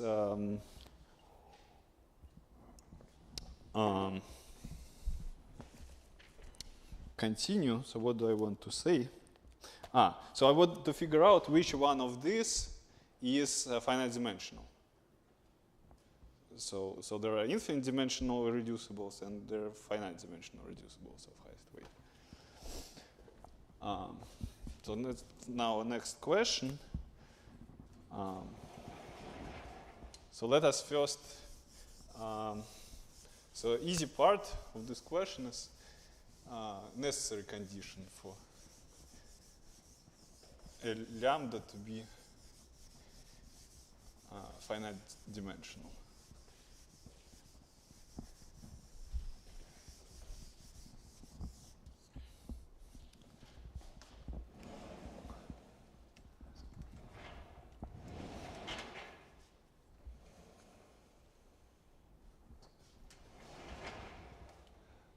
Okay, so another proposition. Let V again be finite dimensional irreducible. Be finite dimensional irreducible.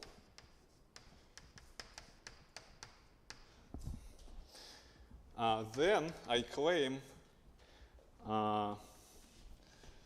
V equals to L lambda for some lambda from P plus.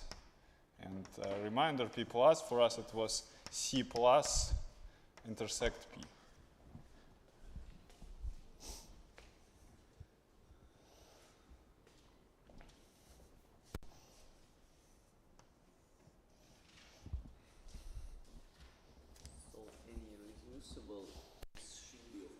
Yeah, so I claim more than just yes. I announced.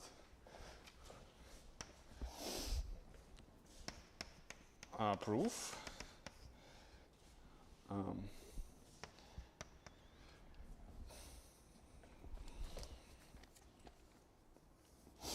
Proof again follows from the fact that is we will use SL2 alpha I stuff. So, but first, why it's finite dimension? Why it's of highest weight at all? So I claim that since it's finite dimensional, there exists some lambda from H star, or you can add R to here, but whatever, such that, well, it is a weight, so V lambda of is not 0. But I cannot add any simple root to it. V lambda plus alpha I is 0. Is statement correct that we don't consider finite dimension? So is there some not irreducible representation in dimensional mode of highest weight? Yes, U of G.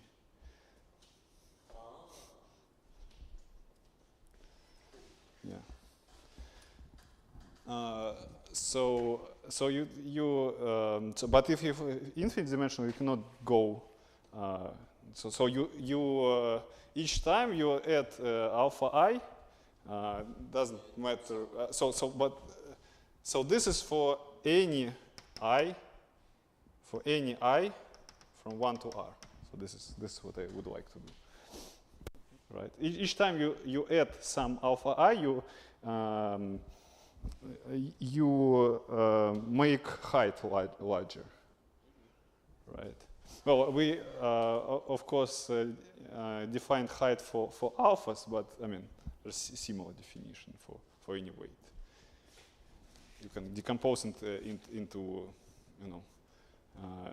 into sum of alpha i's with coefficients, and so take the sum of coefficients.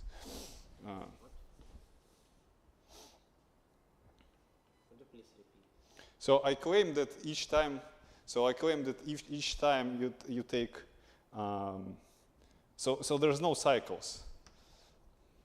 That's the only thing that you would like to. So if I take alpha, start with lambda, right, and start adding different alpha i's, right, at some point, maybe I will go back to lambda. So that's the only bad situation that I don't want to, right? Because then maybe my finite dimensional argument doesn't work. So what I mean is that, okay, for any lambda, I can decompose it as like this, right? I from 1 to R. And then I can define height of lambda as just sum over Ci's. Right? It will be, might not be positive. No, it will be positive since we talked about this on the seminar. I take lambda from P plus. Yes, that will be positive. Right. Yes. And then each time, so lambda height, of course, of lambda is less than height of lambda plus alpha I, right? So each time I increase height, so each time I get different weight. And so therefore I cannot get cycle like this. So, but if I have like a infinite path or like adding some alpha i's, then my space is infinite dimensional, so which is contradiction. All right. So then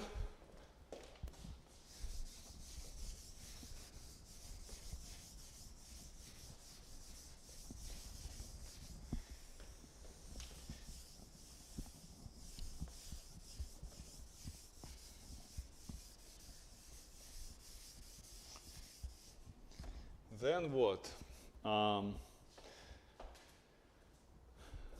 Let me take v lambda then, and I claim that each vector v, then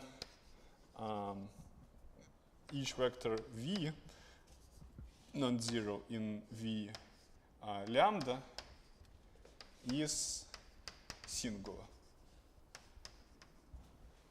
right? And moreover, since so any v from here is singular, since v, was it v? Right, is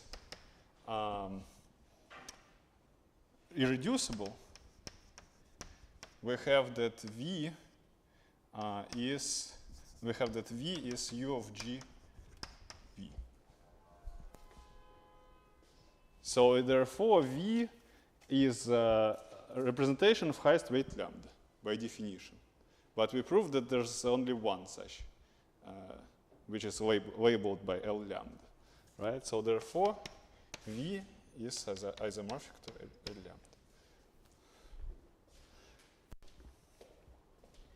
For some lambda, sorry. Yeah, we didn't, so you have a question. Is it possible that V of lambda is more than one-dimensional? V of lambda, Because we choose the vector V. it is not possible because then because V is like that, right? So suppose I have some other one. V tilde.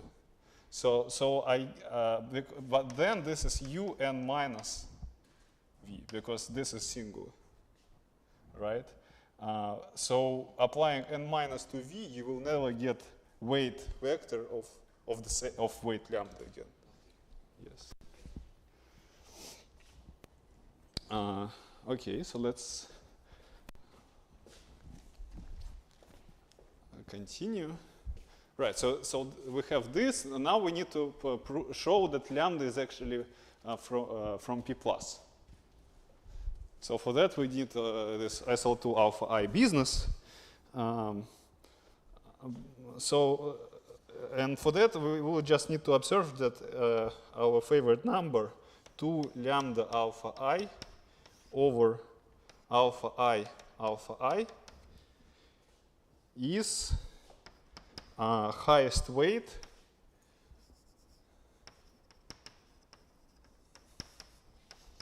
in V as a representation of SL2 alpha I. So therefore, this number, I don't know, n lambda and ni. So therefore, ni should be integer which is non-negative. But this exactly means that lambda is from P plus. Why we should be irreducible as a representation of SL2 alpha I? Why v should be irreducible? It's not irreducible. We don't care. Okay. It is not. But what's important is it's finite dimensional. Yes. So it's a sum of reducibles. That's true. And all highest weights that we can find there, I should rather say singular, right? Right. So yes. So if I should be careful, I should write singular, right? Weight of V as a representation of SL2. Maybe there's some other weight. Yeah. So this means that lambda is in P plus. And we're done.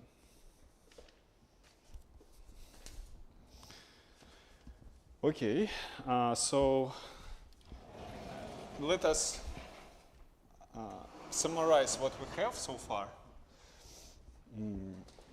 So we constructed actually a map.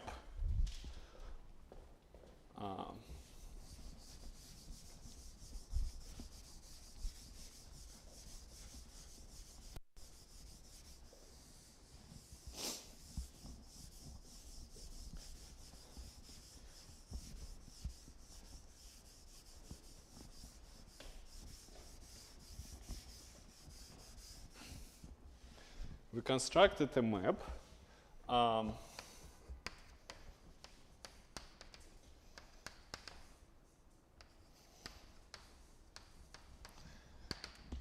From where? From irreducible finite dimensional representations of G to P plus. So each representation from here is some L lambda, where lambda is in P plus. So I just map it to P plus.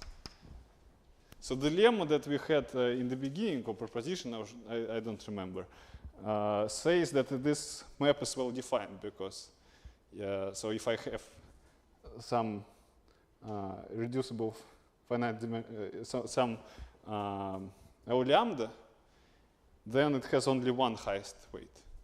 Okay, so this map is well defined.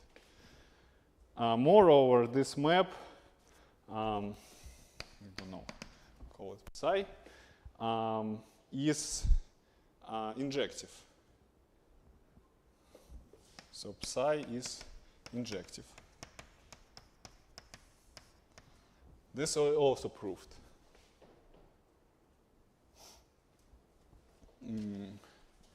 Right? Proved modular the statement that any submodule of Fermat module is admits weight representation. Okay. So I actually claim, so theorem is that psi is bijective.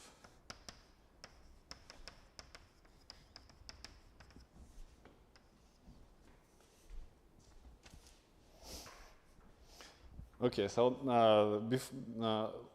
let us prove this theorem, but before proving it, some remark. Everything from this, like almost everything from the start of our discussion of representation theory of semi-simple Lie algebras was like some straightforward generalization of what we did for SLN last semester. And everything up to this theorem. Because what we did in SLN, then we said, okay, we constructed fundamental representations just by hand. We say that this, where here I have 1 at kth place, right? This is a fundamental weight. It's lambda k c n. And we proved that it's a reducible representation, and here's the existence. But this is a SLN specific thing. So this theorem is actually what cannot be straightforwardly generalized to semi-simple Lie algebras for SLN, and here we need something. Okay, so proof.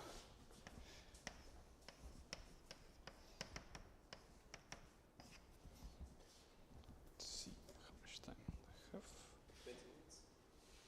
20 minutes. So,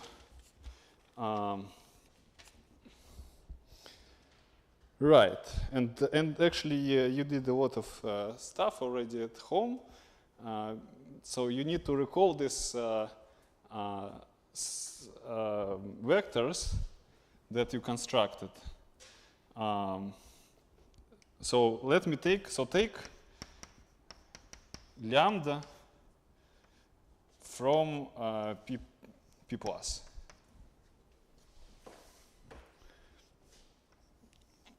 Then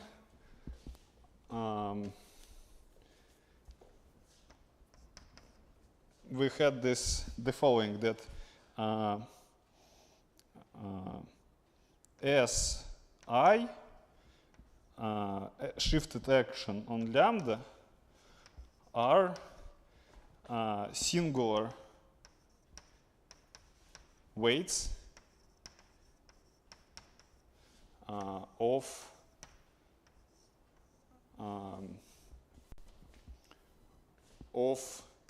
m lambda.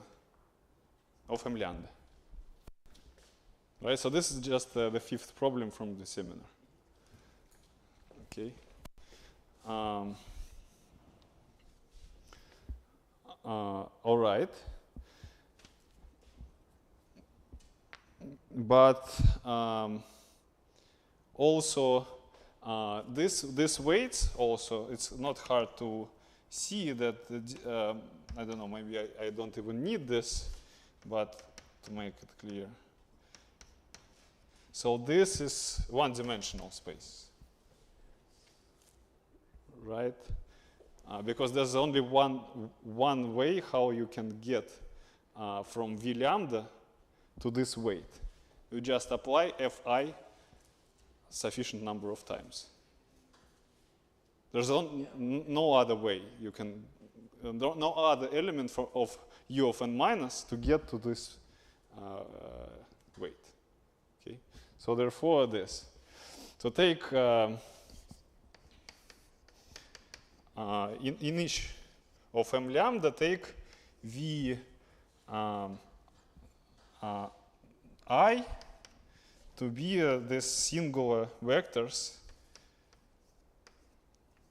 corresponding to these weights. Some sorry. No. So these are different. These are just different weights.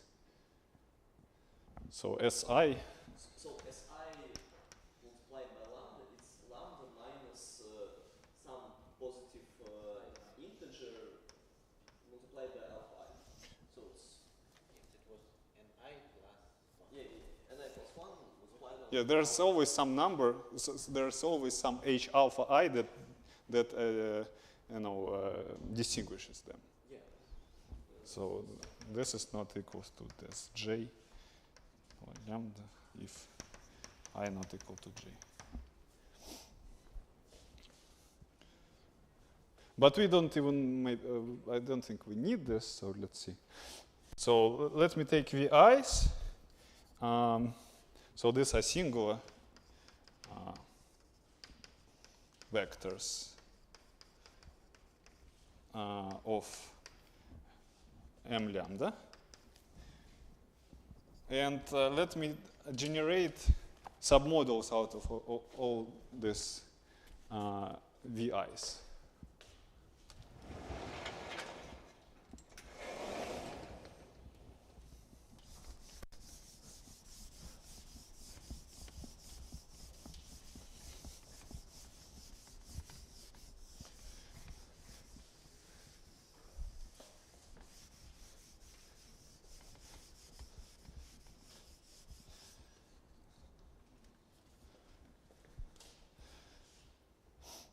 Okay, so I claim that if I denote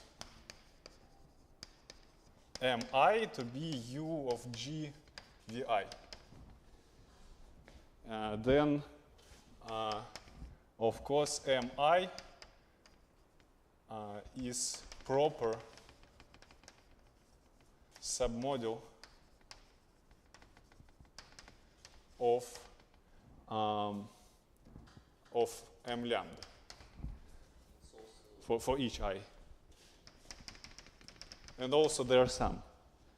And also it's highest weight. It is also highest weight modules, right? but their sum is not. So what I would like to prove, so we will show that L lambda tilde, which is m lambda quotient by sum of mi's, I from 1 to r, is finite dimensional.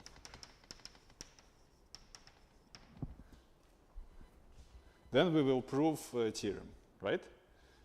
Because L lambda is actually a quotient of L lambda tilde, right? So if I take, so I need existence, right? So if I take lambda from P plus, I need that L lambda should be finite dimensional. So that's what theorem states. Yes. That's the only thing that is lacking, right? To state by objectivity. Why is it irreducible? But no, I'm not saying that it is irreducible. I'm saying that it's enough to prove that this thing is actually finite dimensional. Because L lambda is what? It is m lambda quotient by some maximal proper submodule, which contains this one. Why? Because it's max. It's still proper submodule. Yes.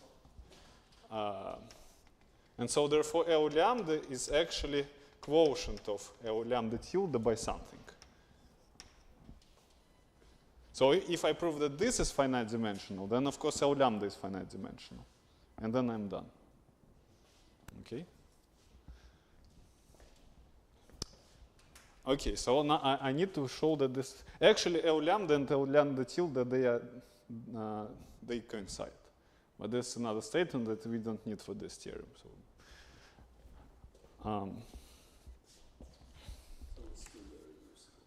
so it is still reducible, yes. Just because this one is contains the generating vector.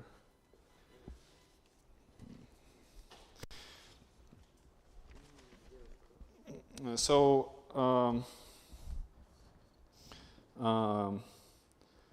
right, so we'll need to make several claims. So claim 1.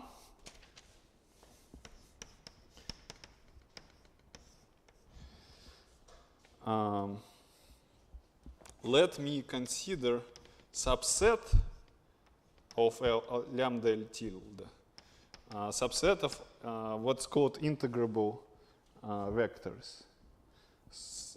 So these are V from L lambda tilde, such that if I take this V and act by all, generate everything by SL2 triples, then I will get something finite dimensional for every I from 1 to R.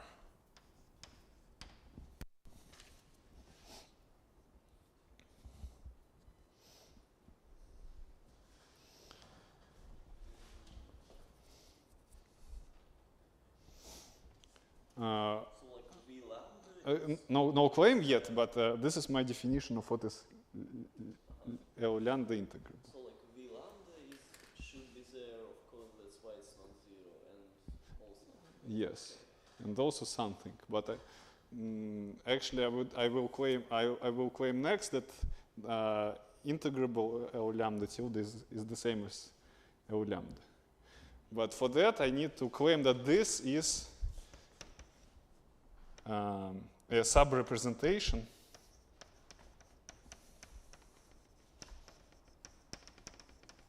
of L lambda tilde. So proof of claim 1.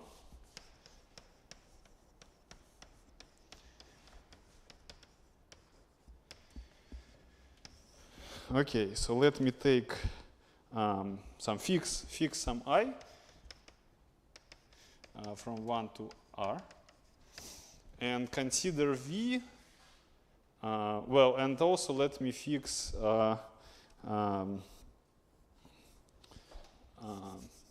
also V from L integrable and X just an element in G.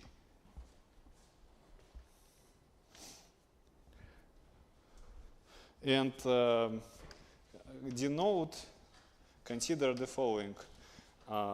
So let me, so V to be USL2 alpha I, everything that is obtained by applying SL2 alpha I to V. So this is V. Hopefully V is not reserved. No. Okay. Then let me consider, so this is finite dimensional thing. V is finite dimensional.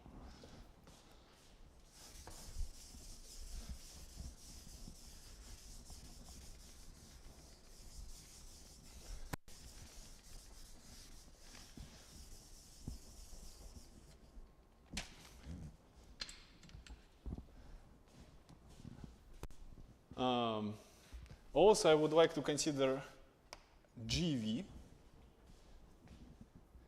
It is some vector space, which, so I take just, it's just all vectors of form Y applied to V, where, I'm sorry, V is fixed, maybe U, where U is from G, Y is from G, and U is from V. Oh, clear what it should be. This is also finite dimensional, right? G is finite dimensional, V is finite dimensional, so it is finite dimensional.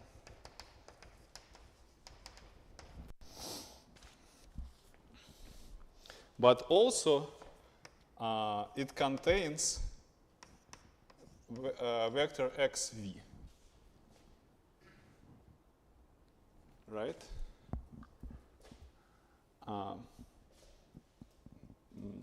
Yes.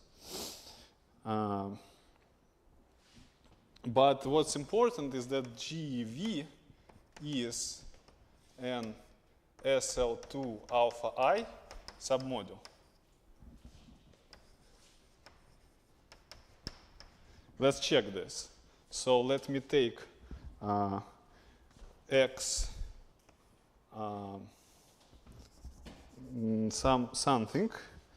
I don't know. X is fixed, right? So maybe if I take Z ZU, this is an element in here, and I apply some Y. This is an element in G. So these both are elements in G. This is an element in V. Right? I'm sorry. It's SL2 alpha I submodule. So Y should be in SL2 alpha I. So I commute. So I'll get ZYU plus commutator Y with Z. Right? So now proving that GV is an SL2 alpha I submodule. Yes. Yes, I'm checking this. So I take something from GV and apply SL2 alpha I. I compute this guy is still in V, right? Because V is actually what everything. Yes, so the V is SL2 alpha I submodule. And this is in G. So this is in GV. And again, this is in V. and this is in G. So therefore, the whole thing is in GV. So therefore, indeed, GV is in the SL2 alpha I submodule. So what we proved, that XG belongs to finite dimensional SL2 alpha I submodule. We of course can now take the same V and X and different I and do the same thing. Okay, so and then we can deduce that X like G XV belongs to finite dimensional SL2 alpha I submodule for each I from 1 to R.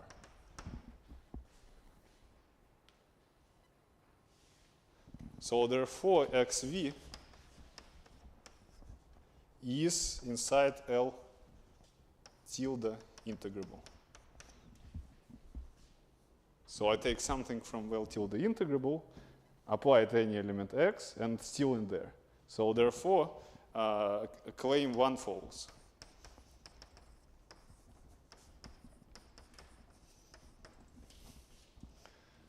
Okay, so this is the most non-trivial step.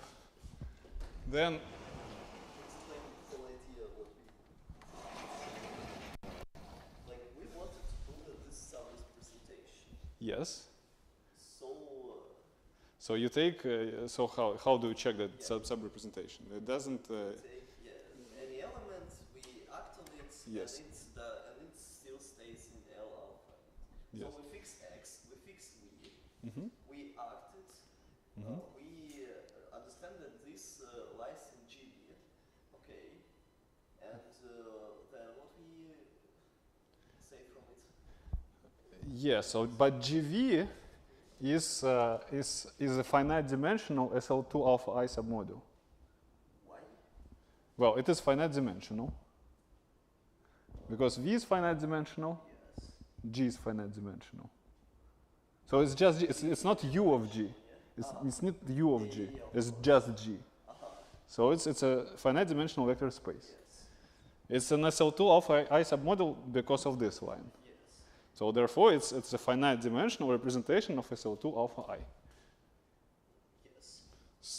So if I take a vector, in my case it's xv, and it is in finite dimensional representation of SL2 alpha I, it means that if I apply U of SL2 alpha I, SL2 alpha I to it, then I get something of dimension, of finite dimension, right? It will be either the whole GV or like just some representation of GV, right? If I take a vector in a representation and generate everything that I can. Of course, I cannot get out of this representation. So this is, so therefore XV, and we can do it for every I. So therefore for every, this is exactly definition of L int. So XV lies In L int. L, So I take V in L int, apply X, and still in there. So therefore it's a subrepresentation. Yes. So claim 2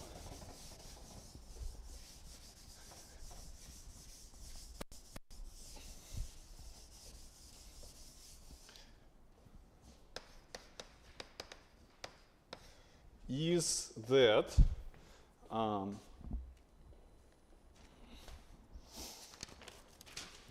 int and L are the same. So L int tilde lambda is the same as L lambda tilde.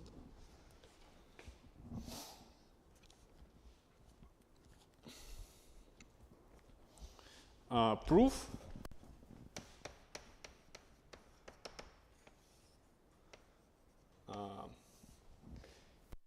is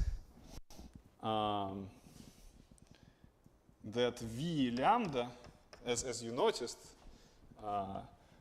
that V lambda is inside L lambda int. So therefore, L lambda int, so U of G acting on V lambda, since it is sub-representation, is inside this, right? But this thing is L. Well, this is not V lambda. This is like image of V lambda, of course, in L tilde, right? So something like this. But this is L tilde. This generates the whole L tilde for us. But this also belongs to L tilde. Lambda here, lambda here. So therefore, they coincide. Claim 3 is that now we can apply the same technique as for finite dimensional presentation to prove that Weyl group respects dimensions of weight spaces. So the only argument that we use there is that SL2 acted SL2 produce only finite dimensional subrepresentations there. Okay, so okay. Claim 3 is that for any element of a Weyl group, dimension of L lambda tilde mu is the same as dimension of L lambda tilde W of mu.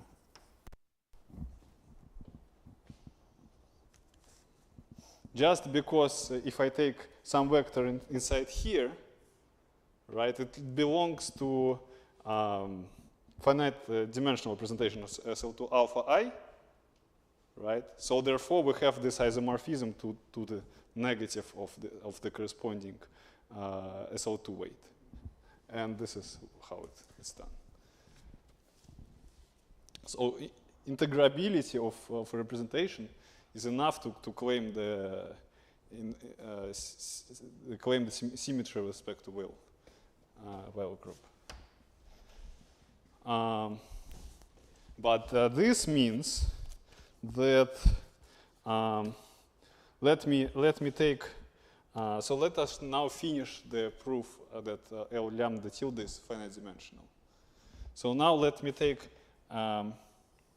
L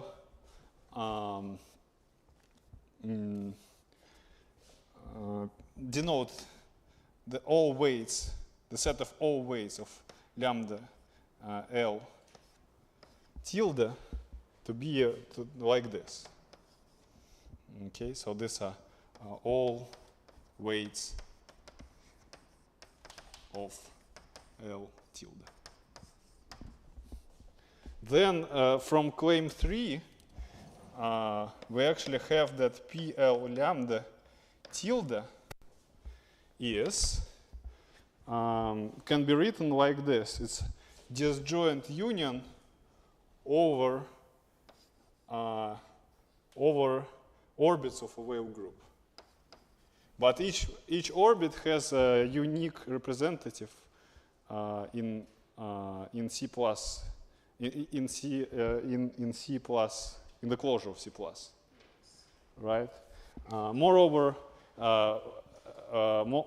we are in weight lattice, right? So therefore, we're in P plus, actually. So as mu in P plus.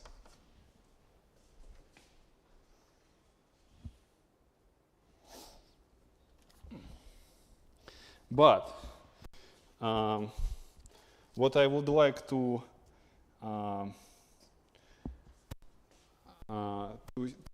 have is that this mu actually in P plus and also mu less or equal than lambda, right?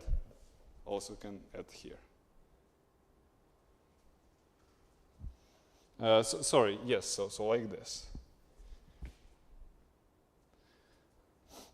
I can maybe not equality, but okay, let me make it like this.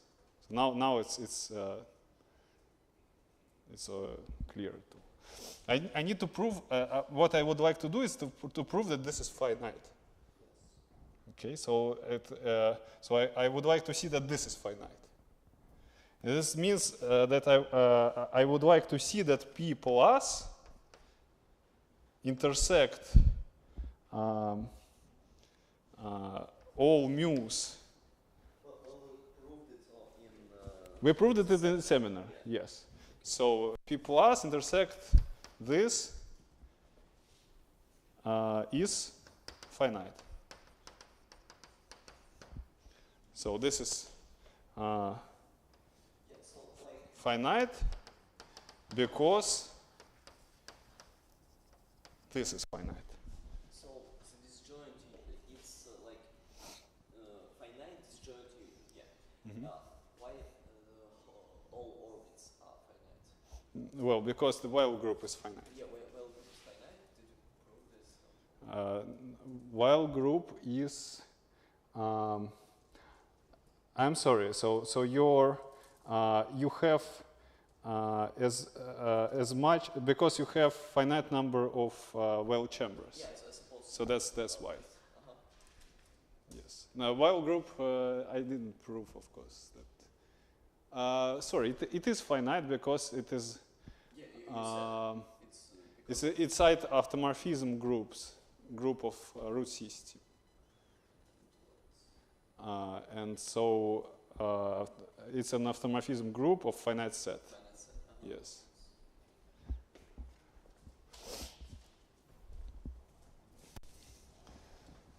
Right. So therefore, the only thing that I need, so I need that L lambda tilde is finite, but it is highest weight representation. So it admits weight decomposition, right? And all weight subspaces are finite dimensional. And this can be proved in the same way as for Fermat modules, just the same exact argument.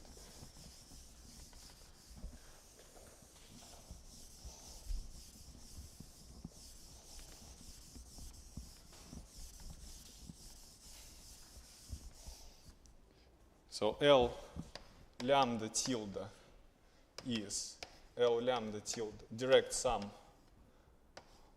of this mu in P of L lambda tilde. And also I claim that L lambda tilde mu dimension of this is finite. So therefore we proved that this is finite dimensional. And we proved the theorem.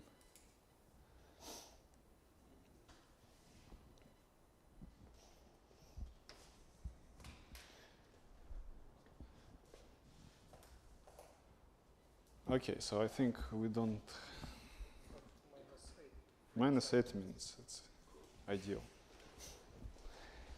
All right, so let's stop here.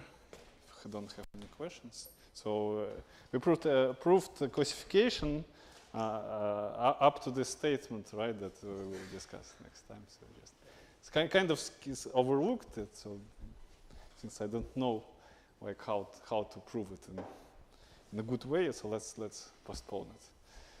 Yes. Меня, пока мы на семинаре сидели, Игорь сказал утверждение вот этой теоремы, сказал, что это очевидно, что нужно просто отфакторизовать эту решетку на плоскости. Нет, А всей теоремы? Да, мы видим, так и делаем. Сказал, что ну да, это понятно. Какой теорем?